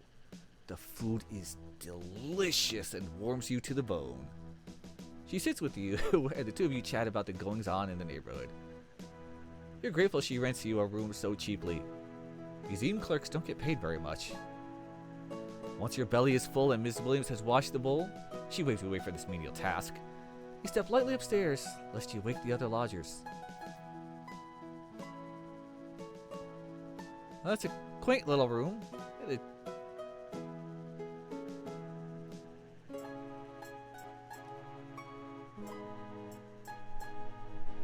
You fall asleep as your head hits the pillow. You're exhausted and tomorrow will be another exhausting day. But every exhausting day is another step closer to making your dreams come true. Well done, Nancy. Chapter 7 complete. You did a good job with sussing out the motives and actions of the other guests. But you missed the mark on a few things. Oops. Ooh! I scored 12 out of 24 during my pre-departure ponderings. That's not bad. That's half. That's half. That's good. That's still good. You weren't much of a help at all to the Rangers' investigation. Hopefully they can still find justice for the wronged parties. Yeah, that's on me. Ooh! 7 out of 19 during your interview with Ranger Murdoch. Ow. That, Ow. Yeah. You could have done better in investigation reporting of Margot's death, but you did your best. And that's true. Rob, did the best I could with just messing around and being me. And not being Mr. Super Sleuth. Ouch. 0 out of 8 for your Margot investigation. Dang. Carl Leffler, aka Albert Respa, was tried and found guilty of sabotage on the railway bridge, attempted sabotage with the Sulaks, espionage, fraud, theft, and a litany of minor charges. He was incarcerated at Kingston Penitentiary until his death 12 years later of a heart attack. The Sulaks were patrolled by the Northwest Mounted Police for the duration of the Great War, and no other sabotage attempts were made. Thanks to this vigilance, Canadian supply lines along the Great Lake waterways remained uninterrupted. This played an important part in Commonwealth War efforts and crucially contributed to the Allied victory. Woohoo! Corvus Shaw was found guilty of being an accomplice in Evans' kidnapping and murder. He was disbarred and served 8 years in a medium security prison. Upon release, he dedicated himself to community service. Well, I'm glad he turned his life around. You wish you'd recovered evidence for the authorities to charge him with forgery and attempted fraud, but you're glad he had to face the consequences of other crimes. Yeah, good on him on turning his life around. Jerk. Margot was laid to rest alongside Evan and his parents in Crimson's lushly overgrown cemetery, in an informal service attended by Jack, Nathan, and Kimmy. You wish you'd been able to make Nessa face justice for Margot's murder, but at least Margot's at rest where she was loved. Kimi Kishiro stayed on lodge until after the autumn migration of birds, when she returned to Vancouver to be with her family. From then on, she'd visit Crimson for the spring and autumn migrations, as well as the cormorant's nesting season every summer. Following Evan's death, Jack remained at the lodge, continuing to take care of it under the supervision of the Cardinal family. When Jack became old and creaky, the Cardinals in turn took care of him. You continue working diligently as a clerk at the Royal Canadian Museum. A month later, you're accepted at the University of Toronto in the Department of Geology and Paleontology as an undergraduate. Nice! Professor Plummer spoke highly of your fieldwork in Crimson in his letter of recommendation. Although your findings weren't revolutionary, he tells you that impeccable work, regardless of result, is the bedrock of any scientific discipline, and that he's very proud of you. A few months later, you receive a letter from Ranger Murdoch praising your investigative prowess and tenacity in helping to foil the sabotage attempt at the Sulaks. He says you're a natural detective and that he hopes your paths will cross again someday. Thanks for playing! Credits.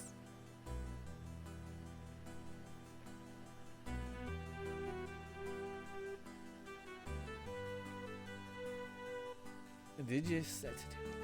Okay.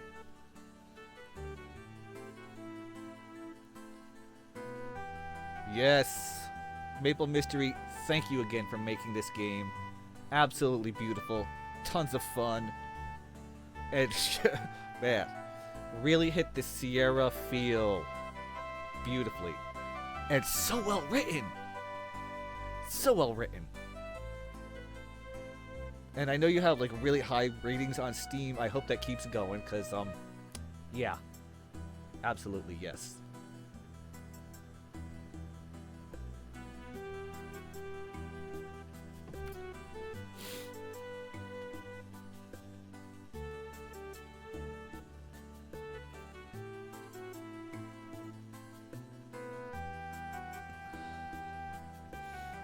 Perfect time to wrap up too, cause it's 11 o'clock, and this is about when I have to end my streams anyway.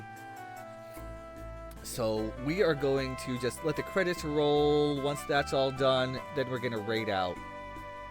I do plan on streaming tomorrow for King of the Castle at 7 o'clock.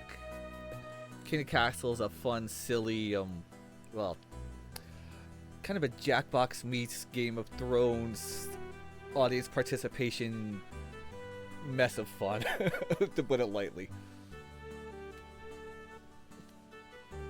Pac-Man? Really? There's someone named Pac-Man.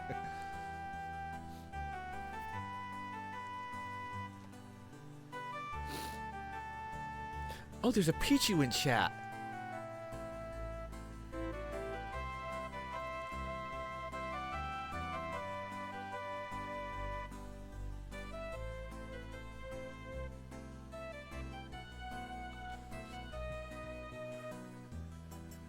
Game difference, why not game difference? Aww.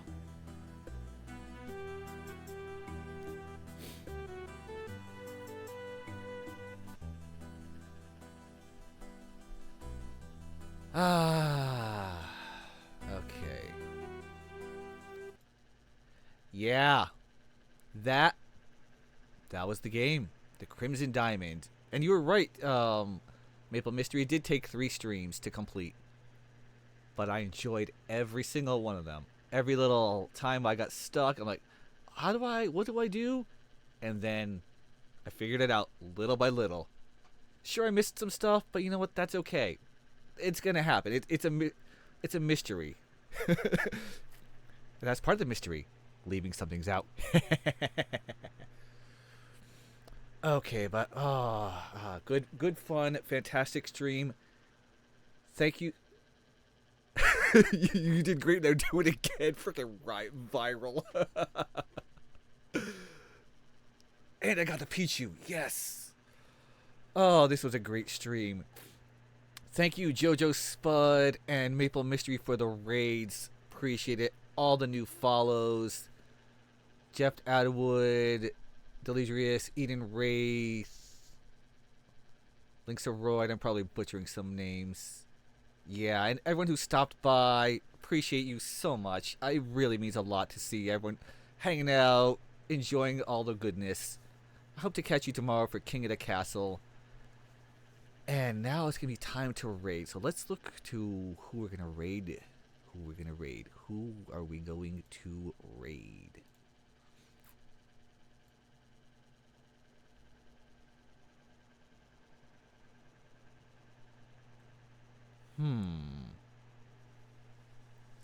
I got someone playing Elden Ring. Someone's playing... I don't even know what the heck this game is.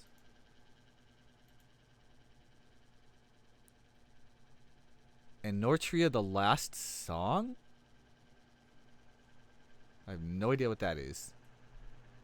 Someone's playing Cyberpunk, Harvest Moon, Apex Legends, Dead Rising. Any of those sound good? Chat, you can take your pick. Otherwise, I'm just going to go random.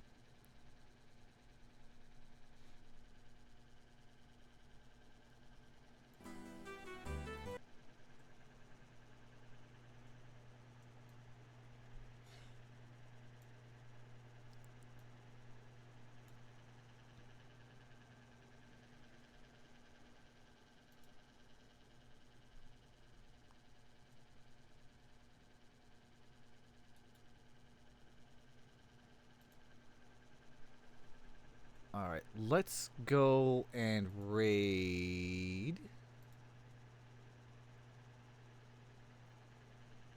I haven't raided Shadow Revan Knight in a while, so let's go raid him. Or yeah, let's go raid Shadow Revan Knight. Not quite sure the game he's playing, but it looks to be very much like a Souls-like game, and I love those. So we're gonna go raid him, and yeah, hope to see you tomorrow night for King of the Castle. Have a fantastic night, day, or whatever it is, everyone, and be sure to stay animated. Stick around for the raid.